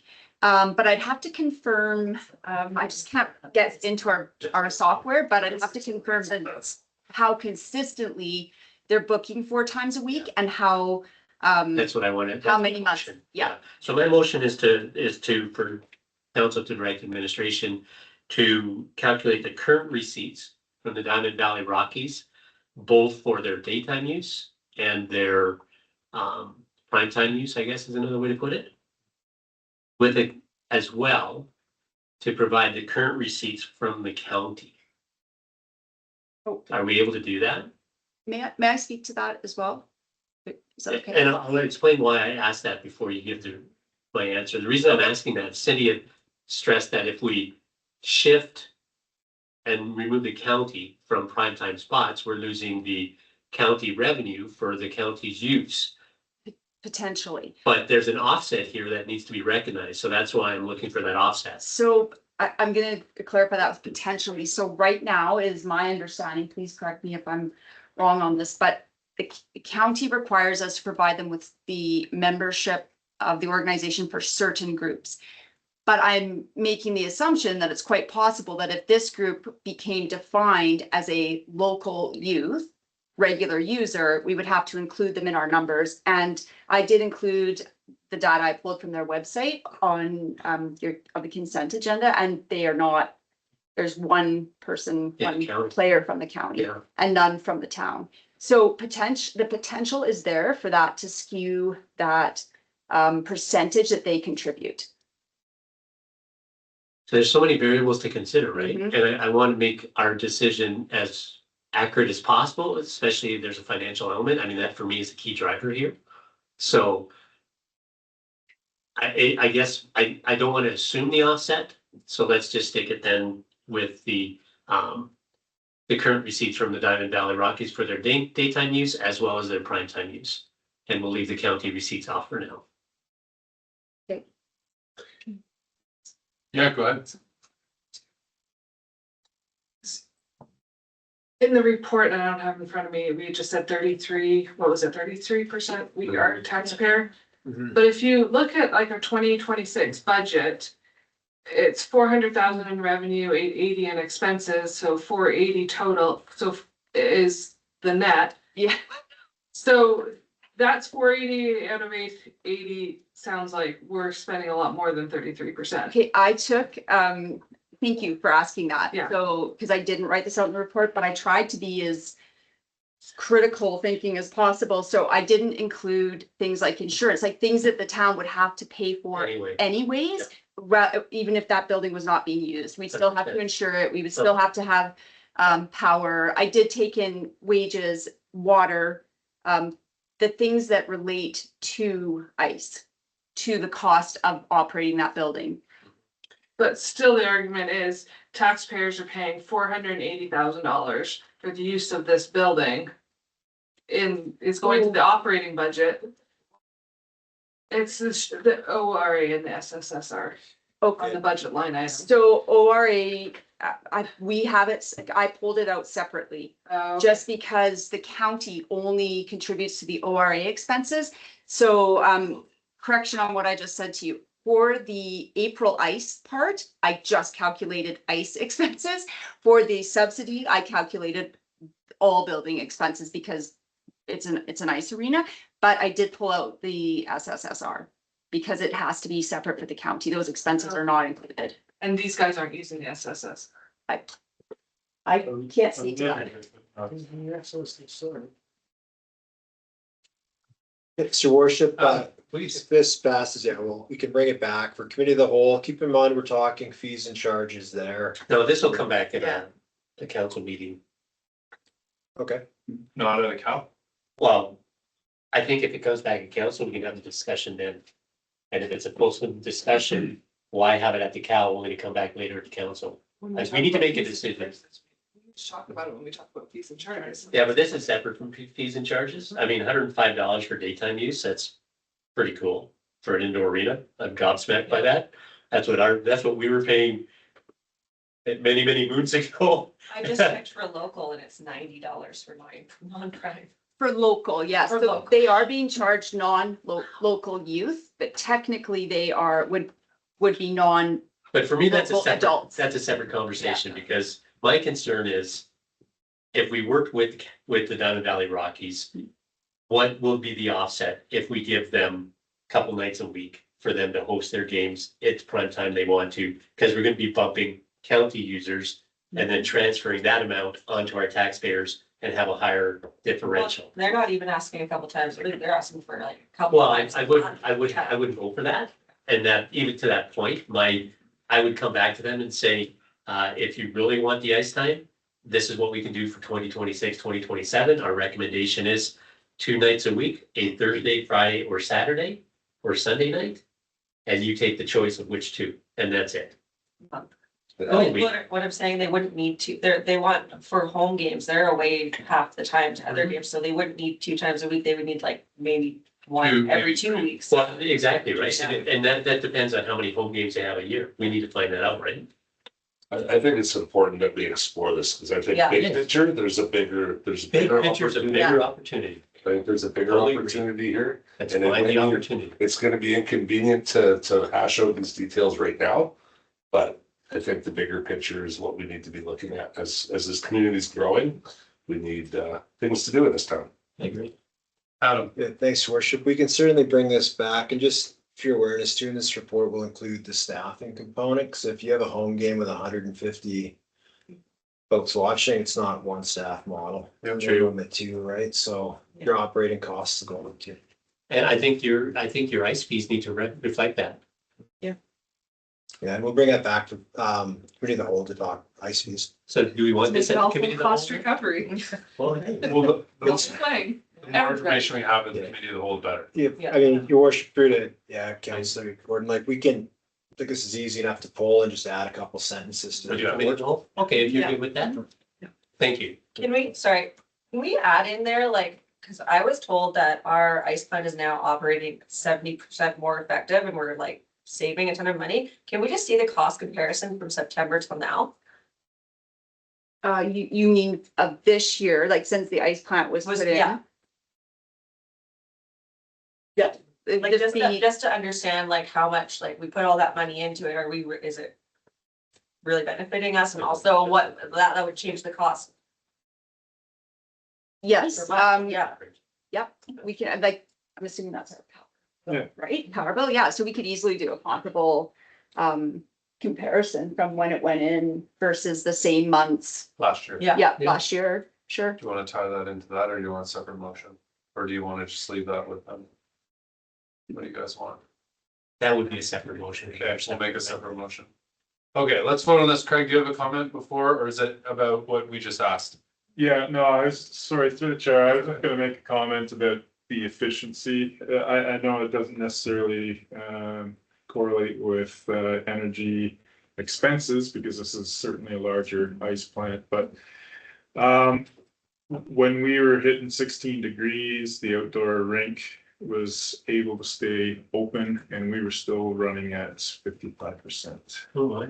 So we weren't even breaking a sweat on the ice plant. So that's, you know, Year-round outdoor hockey. yeah, so it's pretty good. Whereas previous, the old ice plant, that ice would have been maybe even damaged to the point we wouldn't have been able to reopen. Yeah. Okay, appreciate that. Okay, looking at the first motion. Do you have a comment about this motion? I don't know if this is really relevant or not. Is there any other groups that are using the arena during the day? The high school. The high school? Yeah, they run a hockey program. And then there's the shinny program too, is there not? Is there shinny We hockey? haven't had any shitty users this year. I don't think last year either. Okay. If I may, your worship, like the fight, like the money's one side, but what you're talking about, what I'm getting at is it's going to be the prime. Yeah, it's the prime is the Yeah. issue. Yeah. That's the other- That's the issue. it's the 100% it is. And it's. I sat through this last year and I don't want to go back down this road. I don't know. I understand sponsors and all this stuff. It's great. Wait till you have these hockey guys sitting in front of Yeah. us. Yeah. It's not gonna be nice. So Because just get ready for that. Hope the sponsorship dollars are worth it, man. Because those guys will burn a hole right through you just by looking at you when they come in here. Yeah. Rightfully so, because a lot of them have been here for 30, 40 years and they've been using that ice. Yeah, So, Yeah. can't own the beach, just because a good surfer there all your life. well, surfer would argue. I hear what you're saying. Okay, let's vote on this one by deputy mayor. Guys, let's vote on this one. Jonathan, you want to read that out for us? Sure, thanks for putting that in there, Verna, for us. That council direct administration to calculate the current receipts from the Diamond Valley Rockies for their daytime use as well as their primetime use. Okay, thank you. All in favor? All right, next, Ashley. The council direct administration to provide a comparison of efficiency of the new ice plant. Great. All in favor? Awesome. Thanks for that little report there too, Craig, as well. Appreciate that. It's nice to hear that the ice plant's working well, because I was even surprised when, because I play in the pond, my son plays in pond hockey and I'm skating on the ice as a coach, and I was like, wow, the ice is in great shape. It's been like 10 degrees all week. Like, you can't believe this. And even with the sun on it too. Earlier in the year, before it was like all hard, we had that really watery spot for a little while, maybe like November or something. Yeah. And the kids were soaked and I was like, wow, this is gonna be terrible, but not a drip when I was there a couple weeks, like 2 weeks ago or 3 weeks ago. It's awesome. Okay. I'm just gonna put a motion on the floor for Kraz. Are we done with hockey? Yeah. Okay, good enough. We're not done with hockey, but we No. are for tonight. Tonight we are. I'd just like to direct administration to find us $534, bring it back to the next council meeting. We'll make a vote on it and see what the appetite is. I know it's not a lot of money, but let's entertain it and see. Did we say we had to have someone on their committee now? We will have to, but let's vote on the money first, and then if it's approved by council, then we would set up a committee. Why don't you just make? Well, cheap per diems, yeah. But I'll check that out. Not just 500. Don't do. Worship, if I may, I would just suggest to have the question today, we just, Yeah, $500, we run it as a variance, Okay, right? So. And then discuss it right now. you guys want to discuss the whole thing right now? I am, it's not wasting more staff time. Okay. Yeah. Erase that, Verna, please. Okay, Nice. So your motion. go ahead. Because we were a member for a little while, Mhm. and then someone in admin was like, nobody ever reads the report, no one ever goes to the meetings, Mhm. so we canceled it. Mhm. And we got a very nice canned answer from, that we're supposed to be giving in all these things, that we just cut 20% of our workforce and are looking at a 4% tax increase. And while this is a nice idea, we're supposed to be saying no to nice ideas, is what Adam would tell us. Will anyone read this? Will anyone read it? Or do you use any of this information that we're being provided in administration? Because I, as a counselor, am not going My to. kids in soccer, I get updates constantly on air quality when there's fires and stuff like that. And like, what are we gonna do? Implement people don't go outside with this information? Like, what are we gonna do with it? People are gonna kind of do what they wanna do anyways. So can I interrupt this just as we need to have a motion on the floor? Because we're debating the decision of it, so I'd recommend that Brendan make the motion. Just told me not to. No, the motion. Not the motion to come back, the motion that Adam recommended, Tell me what motion. that we, so your motion needs to be that you move that we Discuss. know that we apply or $535 Okay. to CRAS for Okay. 2026. 2027. No, No, 26. he wants to do it right now. We just sign it right now. And then now No we can sense in- discuss it this way, There's no guys. sense in kicking it down all the way to No. November and No. budget discussions. There Let's isn't. just do it right It's now. not gonna change in 6 months. time, Okay, 12 months time. So there's my motion. Now, we've heard from Colin, we've heard from, Now let's hear from Ted. Black Diamond belongs to it for a while and Ruth went on her own to attend, I don't know how many she attended, without charging per diem. But I don't recall a single report coming from it. Thanks, Ted. Anyone else? yeah, I will. So hate to dump cold water on your motion, Mr. Mayor, but the Put Jonathan's name up there. for The deputy. alerts are, the alerts are already provided by Government of Canada. The National Air Pollution System, NAPS, they are using the same monitoring system. And they're just rehashing data that is actually filtered through the Government of Canada already. When the air quality index is 7 or above, the alerts are sent out. So it would be a redundant piece of information for our community, and I don't know why we want to continue. That's my note of opposition. Ashley? When these meetings were held, for like the per diems and stuff, was it in person or were they able to attend virtually? Do you remember? It would have been in person. And where were they having to travel for that? So we're, That's Calgary. so Calgary. Calgary. I think she traveled to Calgary. Yeah, and I literally had that word right about to use, but you stole it. I was like, it seems redundant that we already have this information at our fingertips, but then we're gonna pay to have it again. So that's just, Meetings had to be in person because the internet had barely been. It was pre-COVID, Zoom wasn't a thing, you know? I mean, so then we're just gonna pay a counselor on this committee to travel to Calgary to go and You then can probably travel do back. remotely. It just, yeah, It's probably. Instead of paying for your money. yeah. Sorry, me. I just put it out there because I wanted to have the conversation.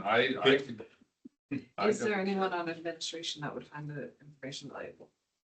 I don't necessarily think it's, Adam was ready to answer. I don't necessarily think it's about, it's about them collecting the data of the air quality and creating a bigger picture. I don't think that as much as it pertains to us, if you were a part of this group, you would, over a couple of years, you would have some annual data that you could compare year over year and say, is our air quality getting better? Is it getting worse? That's what I kind of think the intention is behind this. I don't think it's like, oh, the air quality's 8, tell everyone to stay inside.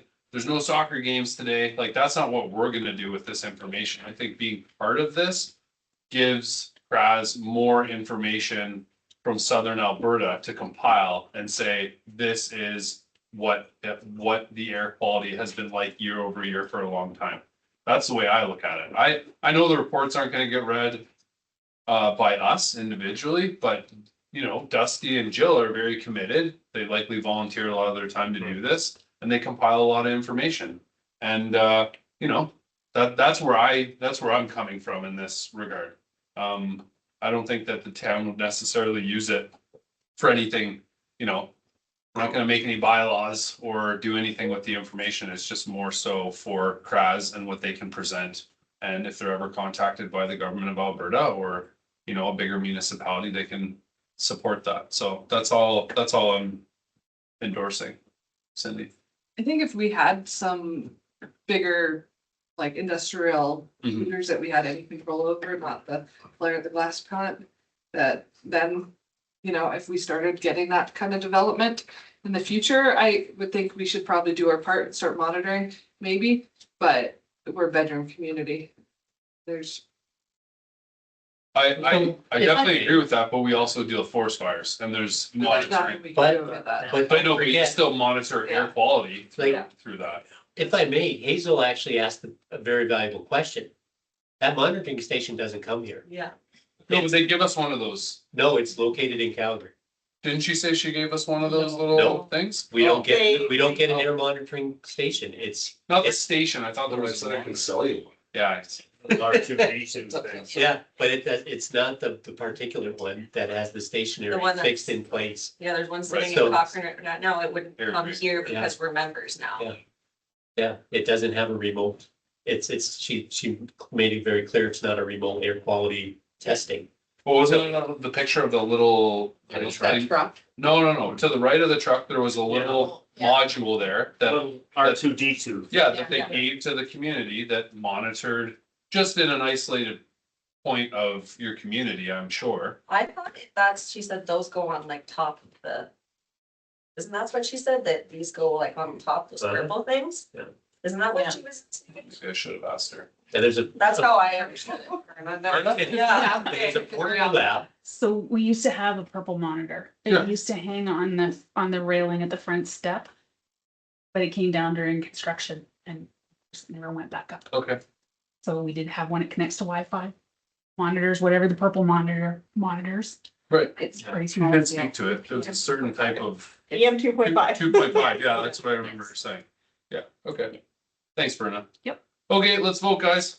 Girls, unless anyone has anything else to say. Okay, all those in favor? All those opposed? There you go. Right on. Jonathan Nation.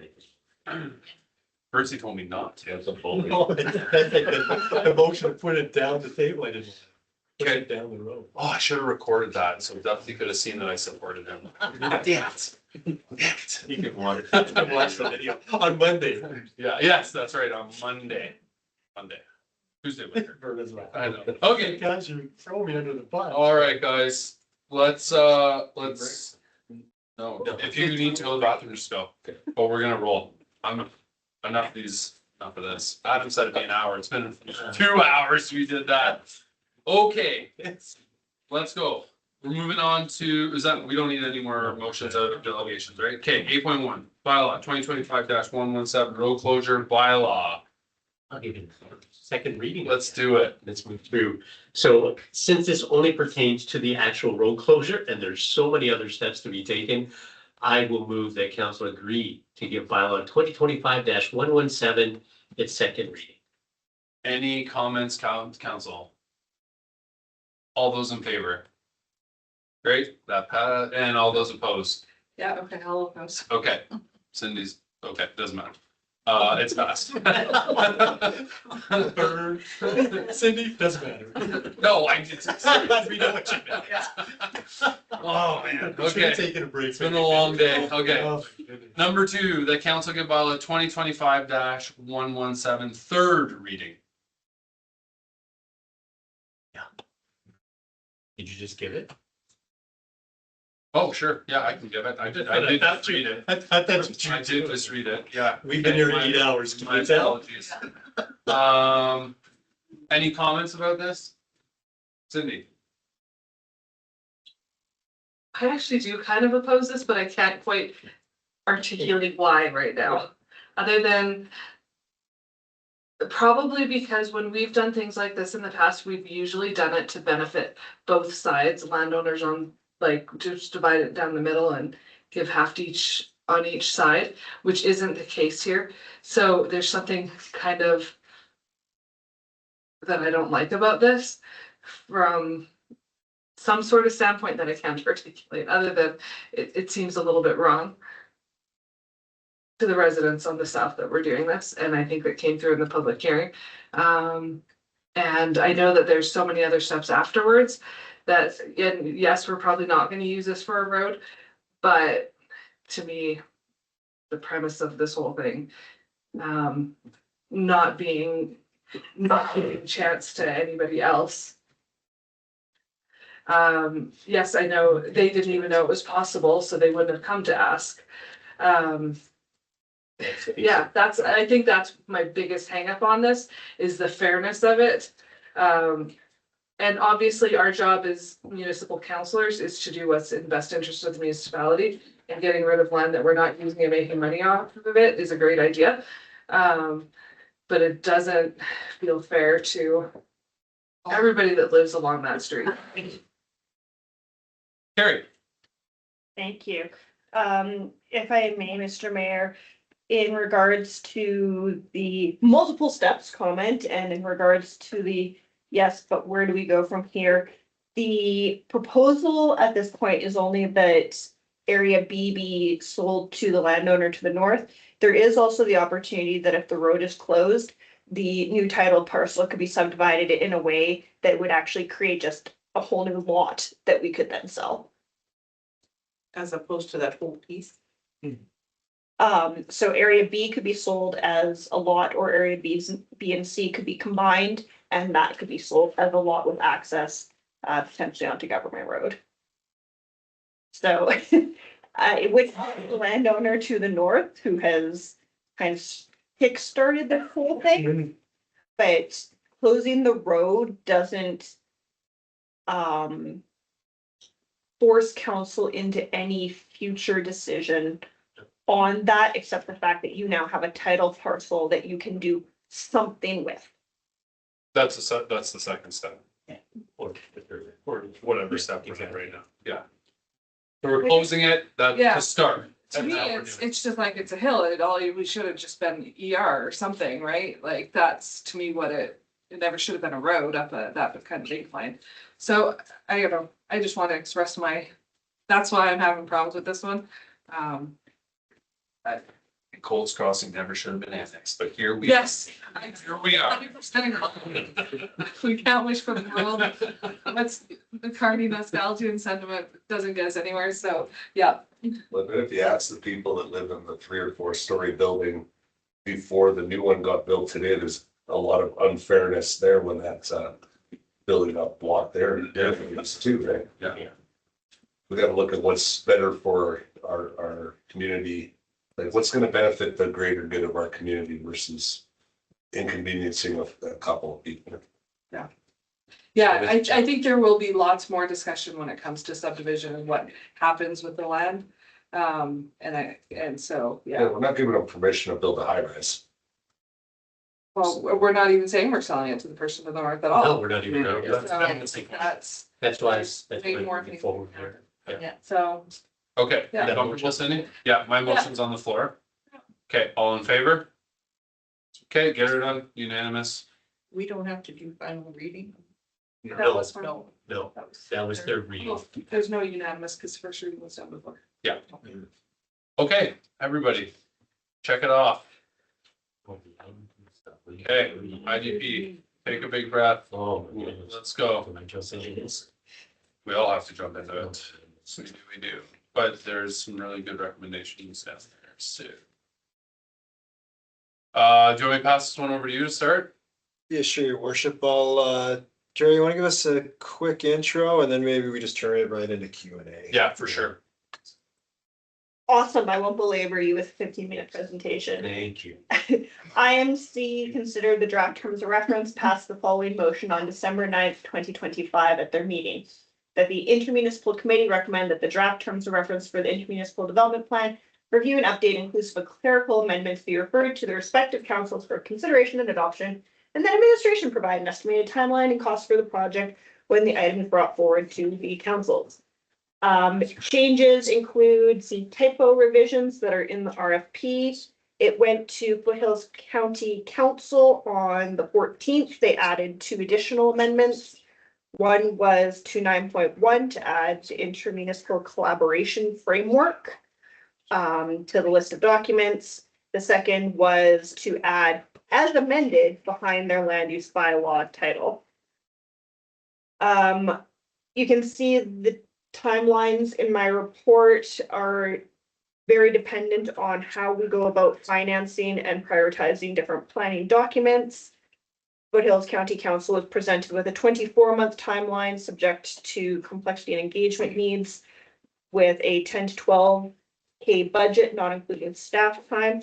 That is based on them assuming it will all be done in-house. However, their planning director did acknowledge that the culture and capacity differences between the two municipalities exist and may alter or affect the outcome. Thanks, Carrie. Okay, so I guess I'll just kind of get the ball rolling here and then everybody can jump in. I don't want to push off our land use bylaw. Question period was a good example of that. We've had a number of these things ongoing. I would prefer to give Carrie the tools that she needs to operate under one municipality and not two old bylaws or land use bylaws. That's kind of where I sit with this whole thing. What are other counselors' suggestions and opinions on this? Yeah, I want it. Yeah. Well, as a member of the IMC, and Cindy could probably speak to this as well, I did ask a specific question of the county concerning the current IDP. If we could work with them to amend the IDP when it comes to the area plans that are abutting county land, and they really don't want to pursue that. So it hamstrings us a little bit. So I'm a little bit disappointed by that. So part of me wants to give direction, but I also make a statement by cloaking it with a question. If they really are pushing for the IDP and they're willing to do it in-house, to what extent, and I'll ask it as a question, to what extent can they take the lead in this and then provide us with drafts for us to review in-house to move it forward in that kind of fashion? Because to them, it's a big issue. To us, it's not. I'll start, Your Worship. Yeah, great question. That was actually administration's kind of first thought too. Craig, you just clarify that, and Yeah. depending on that, council could always make a motion back to the IMC on that as well.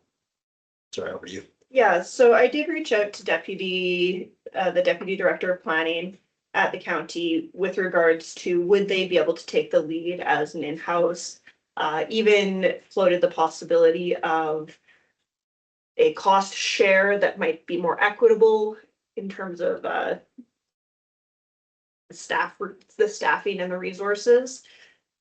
There were some concerns on that, and it wasn't felt by the county at this time that that would be a reasonable or feasible option for them. And that a 50-50 split of staffing and resources and contributions to the project would be more appropriate, both in terms of capacity and in terms of optics. Cindy? Are we ever going to have really with in-house capacity to do it, or is it always going to be consulted out, like sent out to a consultant? Whether we delay it, do it now or delay it, is it redoing it in $2026 or just waiting and doing it in $2028, right? Yeah, so that's a great question. We know that we have statutory timelines around subdivision and development permits. So anything that hasn't reached subdivision, basically anything that's being held up currently at land use is what council has control of the timing on. So anything at area structure plan or land use, you can just be like, nope, we're not dealing with this because we have a backlog and we're going to deal with everything that's currently zoned and has a subdivision or a development permit application. So that's a tool that you have in terms of prioritization. Obviously, the other massive tool you have in terms of prioritization and governance is your budget. Will we ever have in-house capacity? At this rate, I don't see it. If we staff up, sure, maybe. Again, we have a pretty significant backlog of subdivision applications that we're trying to get through. The reason that we mentioned the grant was so that we can get some consultant support, so we can move it along in a timely manner while still not creating a massive tax burden by adding staff to the planning department. Yeah, go ahead. So how many years of developable land or like housing stock type land or business type land do we have if we have to remove anything that borders county? Yeah, thank you. with the new requirements of the municipal development plan and density targets, particularly in those flex planning areas. Oh, and I did some math the other day, sorry, we're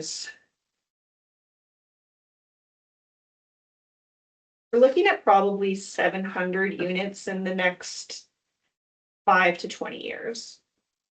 Depending, of course, on how quickly developers get us stuff and how quickly we can turn around those subdivisions and development permits. We have 700 units that could be online without touching anything on the county. Is that what you're saying? Yes. Which is 5 to 20 years of growth, depending. We've never seen what. Yeah, we need to be much more strategic with our. That's without me putting on my like market hat, because I'm not doing market, I'm doing what the developers are coming at me with and what they're trying to get onto market. And most of them are trying to move as quickly as possible to get those units onto market. So I don't know if the calculus changes, if all of a sudden it's flooded with a certain type, or if demand is induced, if a certain type of product comes on and then it creates, demand for, that is beyond my scope. That's a county. But it's got the developers and whatever, but it's interesting. How's their info? Like, not touching county. So if I may. Yeah, So- please, So Gary. that includes the Lions Club, 211 Dunham, 600 Anderson, 609 Anderson, 515 Morrison, 302 George, Olive Diamond Ridge, Olive Royal Oak, the 42 there. The lots on this site, all of Kaiser, the 2 lots behind to the west of the hotel, and the 30 lots in the CB2 land south of the hospital. So you're saying those are the ones that do need county? Those are the ones that could continue forward right In now. some are county. Oh, there- that don't need the IDP? Yeah, so there are. So even though those are touching boundaries, like Dunham touches county boundary.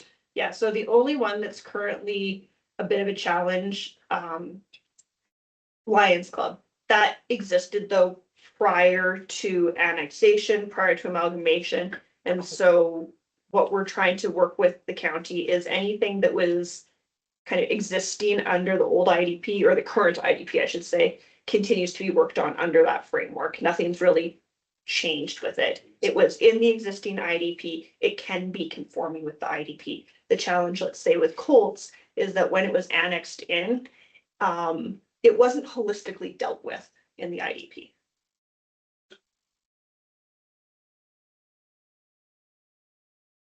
Yeah. Or if I may, so just like when we step back and look at the strategy of it, so we had MDP, land use bylaw, and then the IDP, that was our original linear progression, even though the IDP should have came before the MDP. The county obviously wants it done sooner, so really this is just the time thing here, right? So if we launch ahead with the IDP, that's gonna come at the cost of either the land use bylaw or existing files.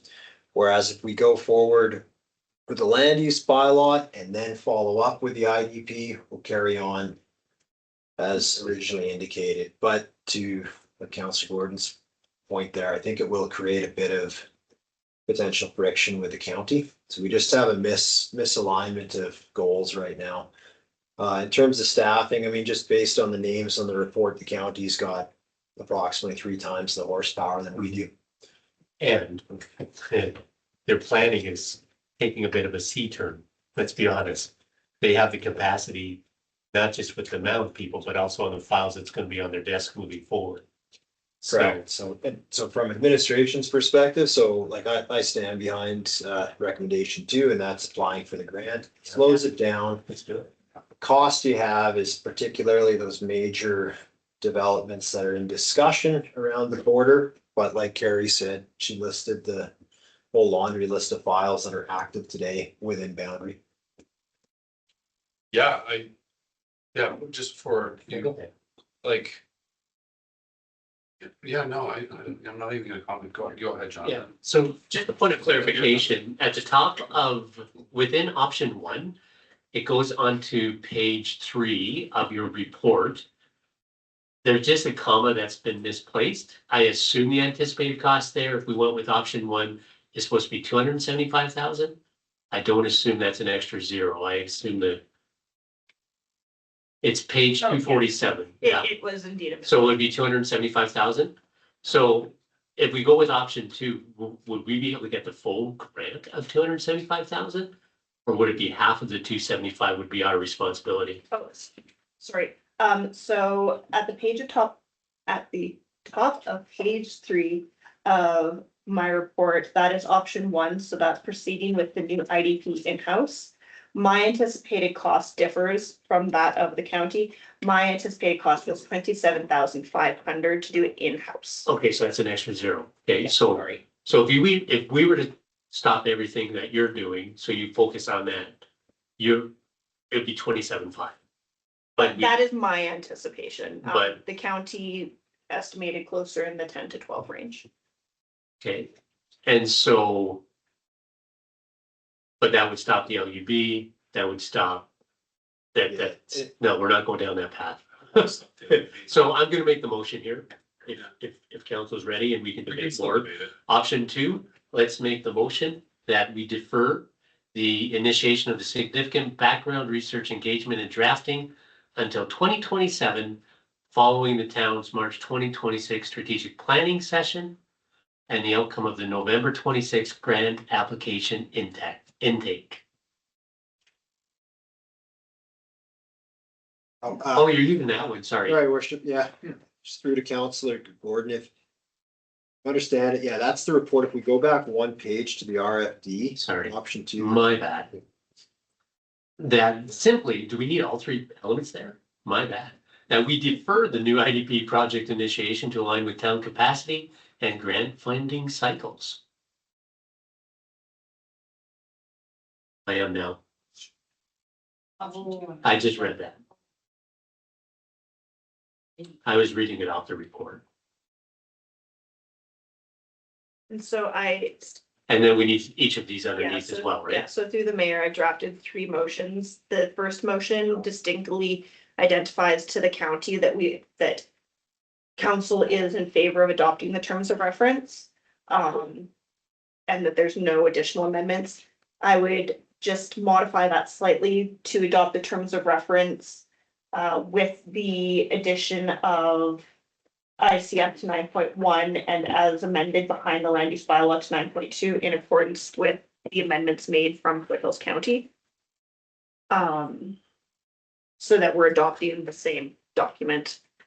Did you get those, Verna? I didn't write them down. ICF 9.1 and I have those in an email from Ms. Florzone. The motion you read is not going to have on the screen now. no, I'll read that now then. That number 1, council adopt the terms of reference for the preparation of the new intermunicipal development plan between the town of Diamond Valley and Foothills County as attached with reference to the appropriate amendments within the ICF.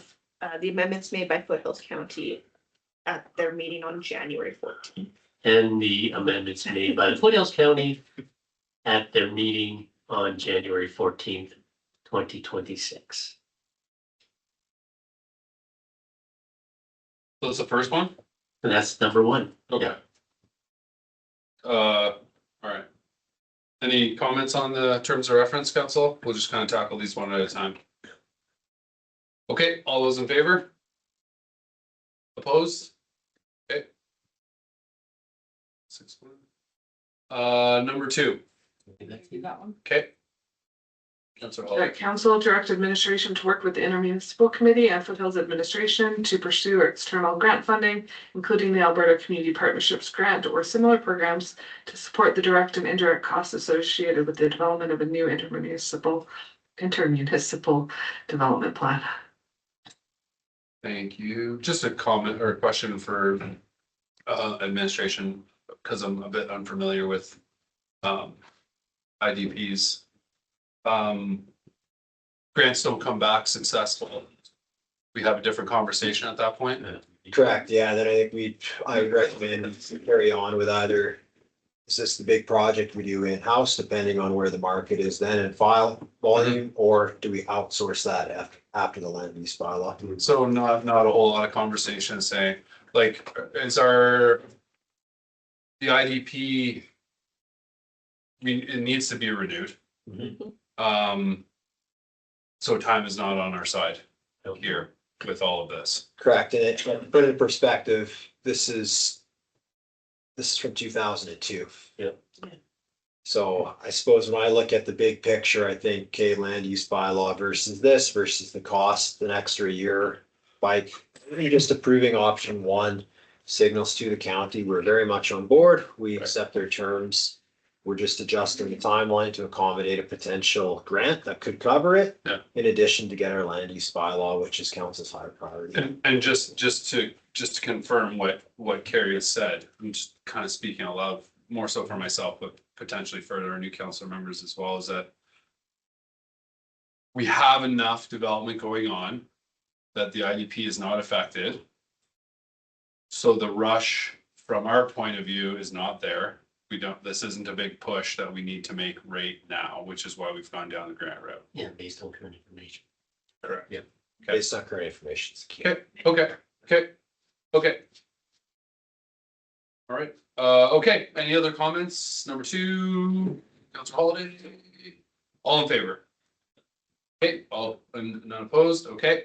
Okay, I couldn't tell if his hand, do you have a question or are you gonna read? No, I was gonna read number 3. Yeah, he was in favor. Please, go ahead. The council direct administration to return to council with a funding and resourcing plan for the intermunicipal development plan in the spring of 2027, after hearing back from grant approving authorities and prior to initiating significant background research, engagement, or drafting activities. And I have no comment. Thanks, Ed. Any last comments on this one before we move on? How can I word this? What if the county's not happy with these resolutions? And they want it done now? And so I know it's a rhetorical question. I'm not expecting the answer because I'm pretty sure they won't be overly joyed with our move here. But there has to be collaboration and we have to have that. So fully support this motion. This is the way that we need to go for what's right for our town and for our planning team. However, should we add an additional motion to explore that we direct the IMC to explore the county taking the lead? I'm certainly in support of that one, your worship. I Okay, think I'll make that motion afterwards. Yeah. Yeah. Okay, I'm part of the IMC, so I'm willing to stand behind that motion. So let's worry about this one on the table and I'll make that next. Okay. All in favor? All right, And motion number 4 regarding this is that council directs the IMC, the intermunicipal committee with county, for the county to explore taking the lead on developing the IDP. okay. Comfortable with that? and your worship. Okay, all those in favor? Wonderful, all right. Awesome, that's passed, okay. Does anyone want to take a minute? Or are we just gonna push through to the end on this? I've got 1, 2, 3, 4, 5, 6, 7, 8 things left on the agenda. Not a lot of big stuff, yeah. You guys good? Yeah, good. That was the biggest one. I wanted to see what time we landed on after we got done that one. I think we can push pretty quick. Sorry, you've just been sitting here and I saw that you brought paper in here and I was like, you're just hanging out, don't want to see what's. Mine's the first question and I'm just Oh, you're listening. This- Oh, so you're not, yeah, okay, so you're not here for, I was worried yours might be the garage application. Okay, because those chairs really suck, so good on you for. Yeah. That's what I was thinking, it was the garage application, so I was like, should we just jump to the garage application? Well, I want to listen to that one, yes. Okay. Because I want to build a garage. awesome. Okay, 9.2, That's the garage. yeah, development permit, accessory building. Reports there, questions, comments, do you want me to hand this over to you, Adam, to hand over to Carrie, or Is this something where we can just ask questions if we have them right now? Council? I think that'd be most appropriate, your worship, if you Okay. want to pursue. Okay, guys, questions for Carrie? It's within the correct parameters of coverage and everything like that. So the files before you, because it's in the direct control district, where the siting of any buildings on the lot shall be at the discretion of council and determined at the time of approval of development permit application. Council shall establish appropriate yard setbacks by considering such factors as aesthetics, impacts on potential re-subdivision, private servicing requirements, and recommended distances from any pipelines and facilities. So it is here before you because we do not have any of those regulations to check mark or cross off. It is at your discretion.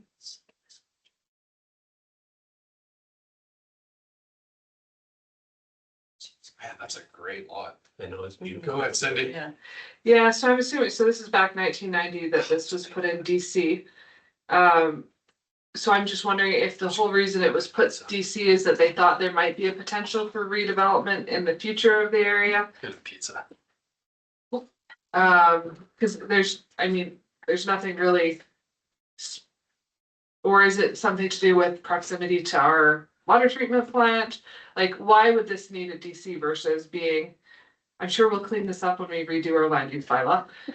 But is there a reason why this has to be DC, or was it, because when I read that little thing, it sounds like re-subdivision might have been the main reason, which we're saying that's probably never gonna happen with our current MVP. Great question. But is there something with the water treatment proximity or something else that I'm missing as to why this would have been DC? Yeah, so through the mayor, the only real clues that we have to why this is DC are in the bylaw that added the DC3 district, where the establishment of districts was amended by redesignating the parcel from urban reserve to direct control district 3. And by giving it a short list of permitted and short list of discretionary uses and the special site development requirements. Basically, siting of buildings are at council's discretion, minimum site area, minimum site width, private sewer and water provided as appropriate, and water for firefighting as appropriate. That is what the district says. It doesn't even give us a purpose as to why it was established. I have no problems with it and I'm happy to Yeah. support it. Yes. That's good for my. All right, yeah, I'll Give it. amend the motion. We're gonna can pull it up faster than me, maybe. To approve, yeah, How do you want one this motion would be, Curtis? How do you want this motion? Sorry, council. It's actually there. If you go down, you can probably just use what's on top of the draft. If you go well, back there's an up, option one, but. Yeah, so in the RFD, it's written that council approved permit 139 2025 DP in accordance with the provided drafts notice of decision. Perfect, couldn't have done better myself. We'll take it. with the provided draft notice of decision, because that includes the conditions, right? That would be Yeah. all the Yeah. conditions. Gotcha. What's that? I like that. I gotta learn that. Motion on the floor? Did you get that, Alberta? Yeah, if you're making the recommendation to approve as attached. So it sounds like. Yeah. Okay. The attached notice of decision. Okay. Final comments? All those in favor? Okay, carried. Okay. 2025 to 2026. Thanks for sticking around. Yeah, stay home. It's fun. Yeah. Section 4 years if you want to run. Okay, 9.3. We had that conversation before. Budget transfers, yeah, let's make the motion. This is simple. Just I'll give it. give you number one. Yeah, good job. That council approved the 2025 surplus transfers as attached. Thank you, Councillor Martin.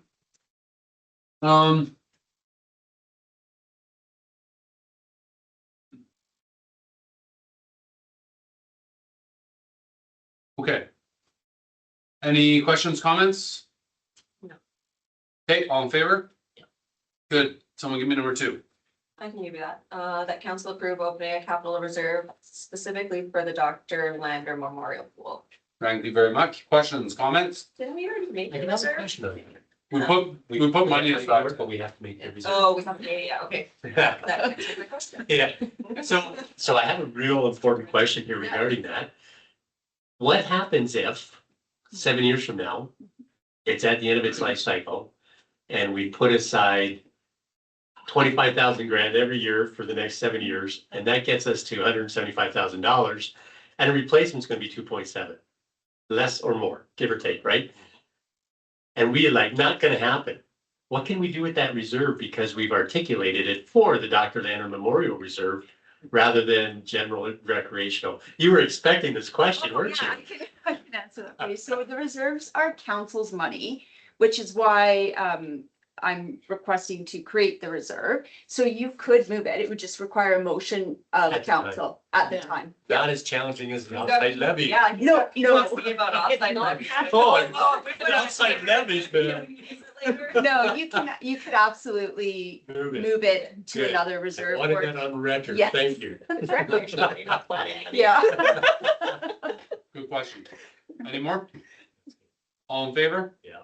Good. Someone give me number 3. Sure, I can, or Ted's got his hand up. Ted, we'll have food. The council approve opening an operating reserve specifically for the disc golf course. And I have no further comment.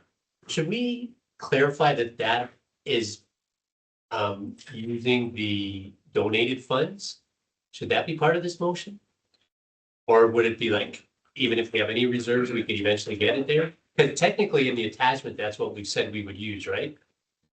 Yes, so the exact amount and the description is transfer donation surplus for the disc golf facility to the disc golf operating reserve. So again, we don't have a reserve, so if it's created, and then, sorry, these were out of order. So I should have had this one done first before I asked you to approve the attached transfers. But it okay. specifically states donations and the amount that's remaining. Okay. I'm good. Motion on the floor. All those in favor? Aye. Okay, check that one off, guys. Girls, let's roll. I don't think we need it. And I'll move to the next one here. As we're moving quickly. And I do want to thank council for, or pardon me, administration for really digging into this. This was a motion that I had presented regarding our property tax penalty relief and the challenge that we've had recently with some asking for relief due to illness. And so I'm just going to go with option 1 here and advise that council rescind resolution 25.12.03.07 and that no further action be taken regarding the property tax penalty relief policy at this time. And the main reason I'm doing that is the challenges in even a compassionate policy, the questions that we would have to ask regarding health and what stipulations we would have to put there. I don't know that we want to go into those realms of confidentiality. Yep. And I think it's best if we just follow the policy as is. You guys got that back quick, because we just asked for that? Yeah, just in December. Yeah. Yeah. Well done. Seriously, thank you so much. Let's have a vacation. I I'll do got it done this. before I went on vacation. Okay. She's doing that on Fridays after she uploads to YouTube, you know? Yeah, I was like, I was looking at this. That's and I why was it's gotta like, be Monday, man. holy You gotta direct Verna Monday. Yeah, Monday. Well done, Verna. That's super. that's great. And Jonathan, thanks also for thanks for bringing it, for putting Yeah, this on it is. paper so that we Yeah. could explore it. Any comments, questions? All those in favor? Great. Okay. 9.5 Sheep River Regional Utility Corporation 2026 draft budget. Want to give us the motion? Yeah, I can give you that motion that council approve the 2026 truck operational and capital budget as presented. Thank you so much. I do have a question on that. You should ask it now. I love the fact that there's been a significant decrease of the water from $1.20 per cubic meter to 105. What's the reasoning behind that? Are they, like, that's I don't know, 15 cents is fairly significant when it's a buck. We're paying it no matter whatever it costs. Yeah. And it's actually, the expenses are more this Yeah. year, so we are paying the full cost of it, no matter what like talking about the mill rate, it's useless. Okay, it's just one string balance Yeah, and the other. Yeah, Gotcha. your volume goes up, so it can go down like your tax Gotcha. assessments go up, your mill rate goes down, right? So it's just, The levered. Got it. yeah. Okay. All those in favor? That's carried unanimously as well. Okay, 9.6.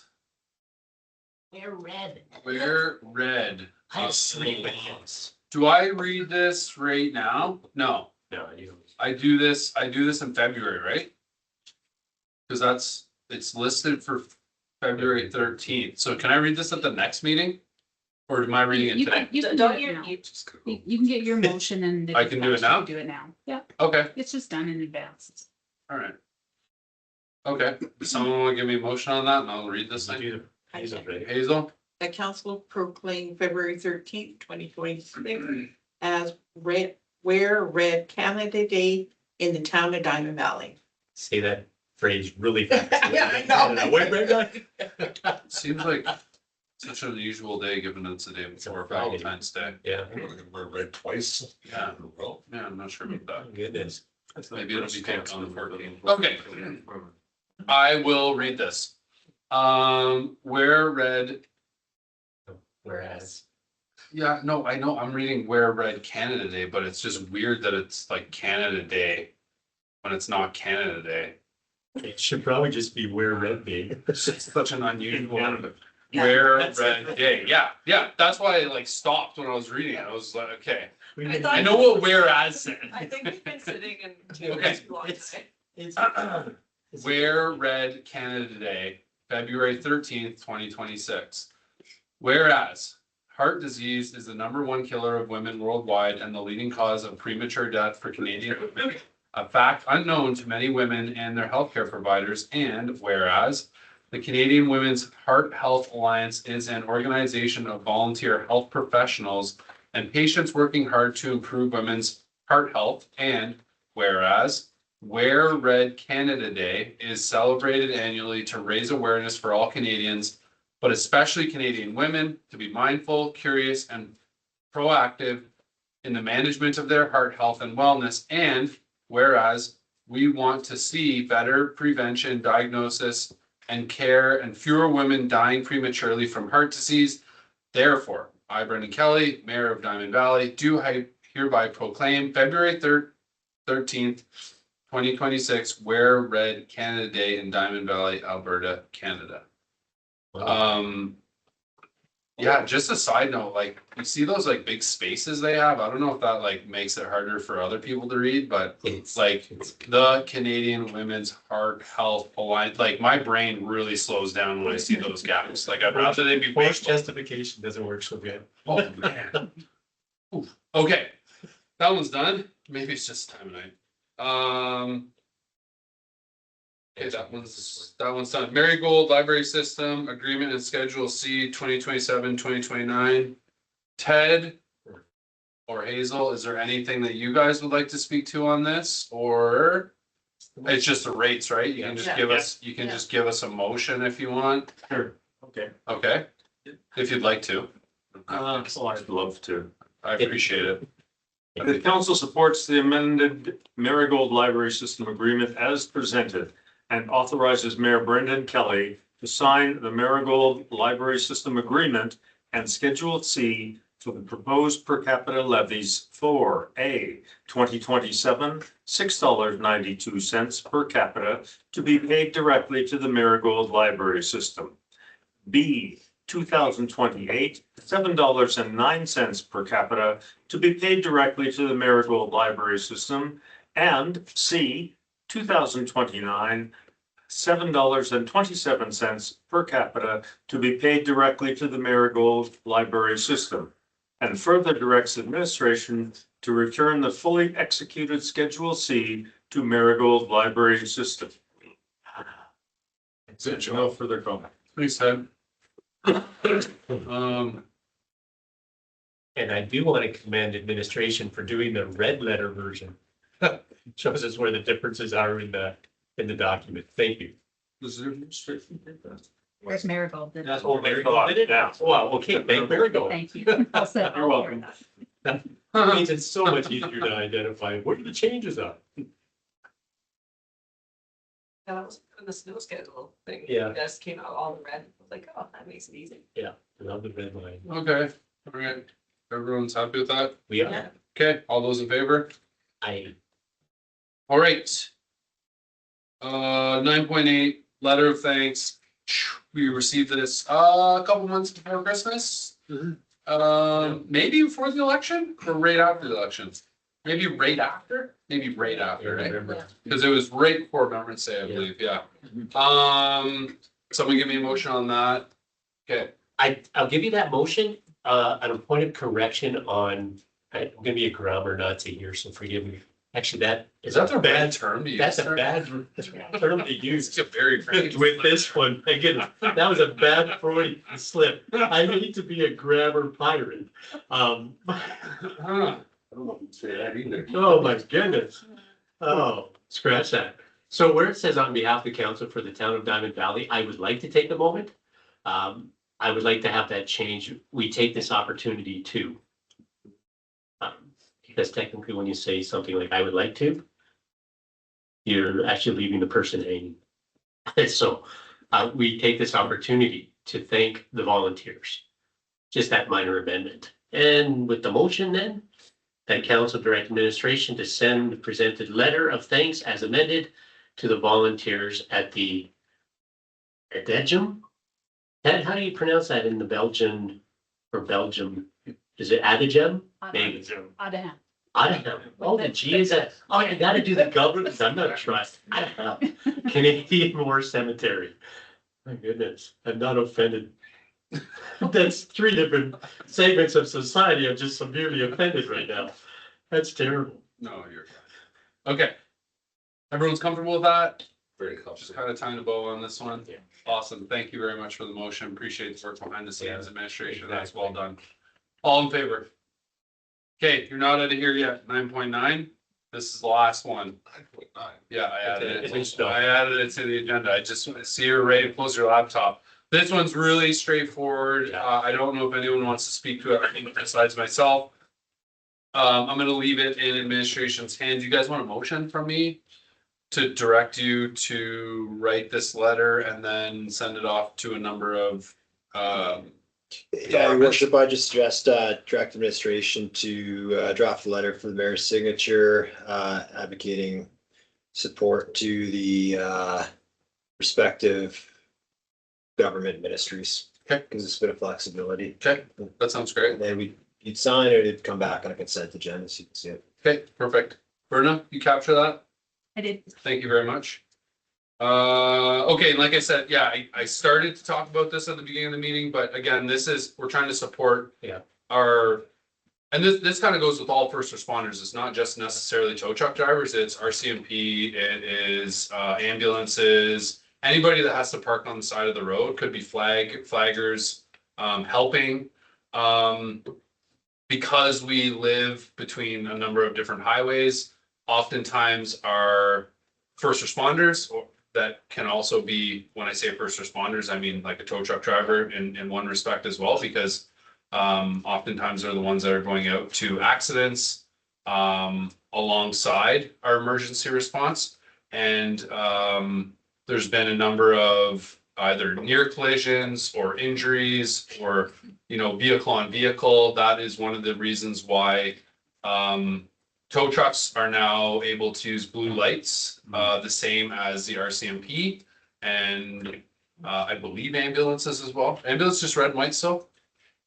I don't think they use blue. So. Can't confirm. No, Yeah. they're red and white. They're red and white, yeah. But tow trucks are now, they have the same signaling, yeah, to more closely align with our emergency first responders. So I think that this is an important thing that and it's easy to get behind. So Sorry, can I just ask a question? This is just, we're sending a letter of support, supporting this. Okay. Yeah. yeah, just outlining. So this information was sent to me during Christmas. Mhm. Because one of our local tow truck drivers had a near experience and one of his vehicles was hit.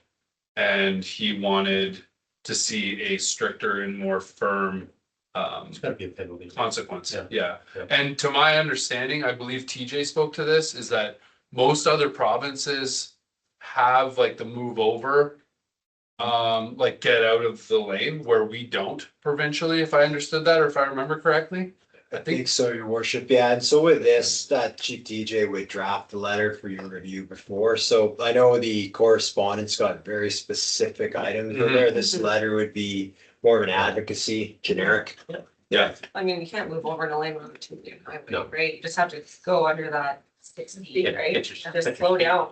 Right, but a lot of people aren't. Yeah. Yeah, and I think. It was TJ or Matt spoke to there being a couple instances last year, even when there was a tow truck and someone was there to support. Yeah. It was like time and time again, even with both of them on scene, people were still flying right by as if they weren't even there. Yeah. And so they were issuing tickets, but again, the tow truck operator doesn't feel that the tickets reflect the potential dangers that he and his colleagues are facing, so. Agreed. That is gonna wrap up our meeting. You have my motion, Verna? Mhm. AK Adam, all those in favor? Cindy had. Sorry, Yeah, you answered it, because I was like, can we get TJ involved in this letter? Because I'm pretty sure he's complained to me about this exact same thing. yeah, he was on the initial Yeah. thread. He's the ghostwriter. Yeah.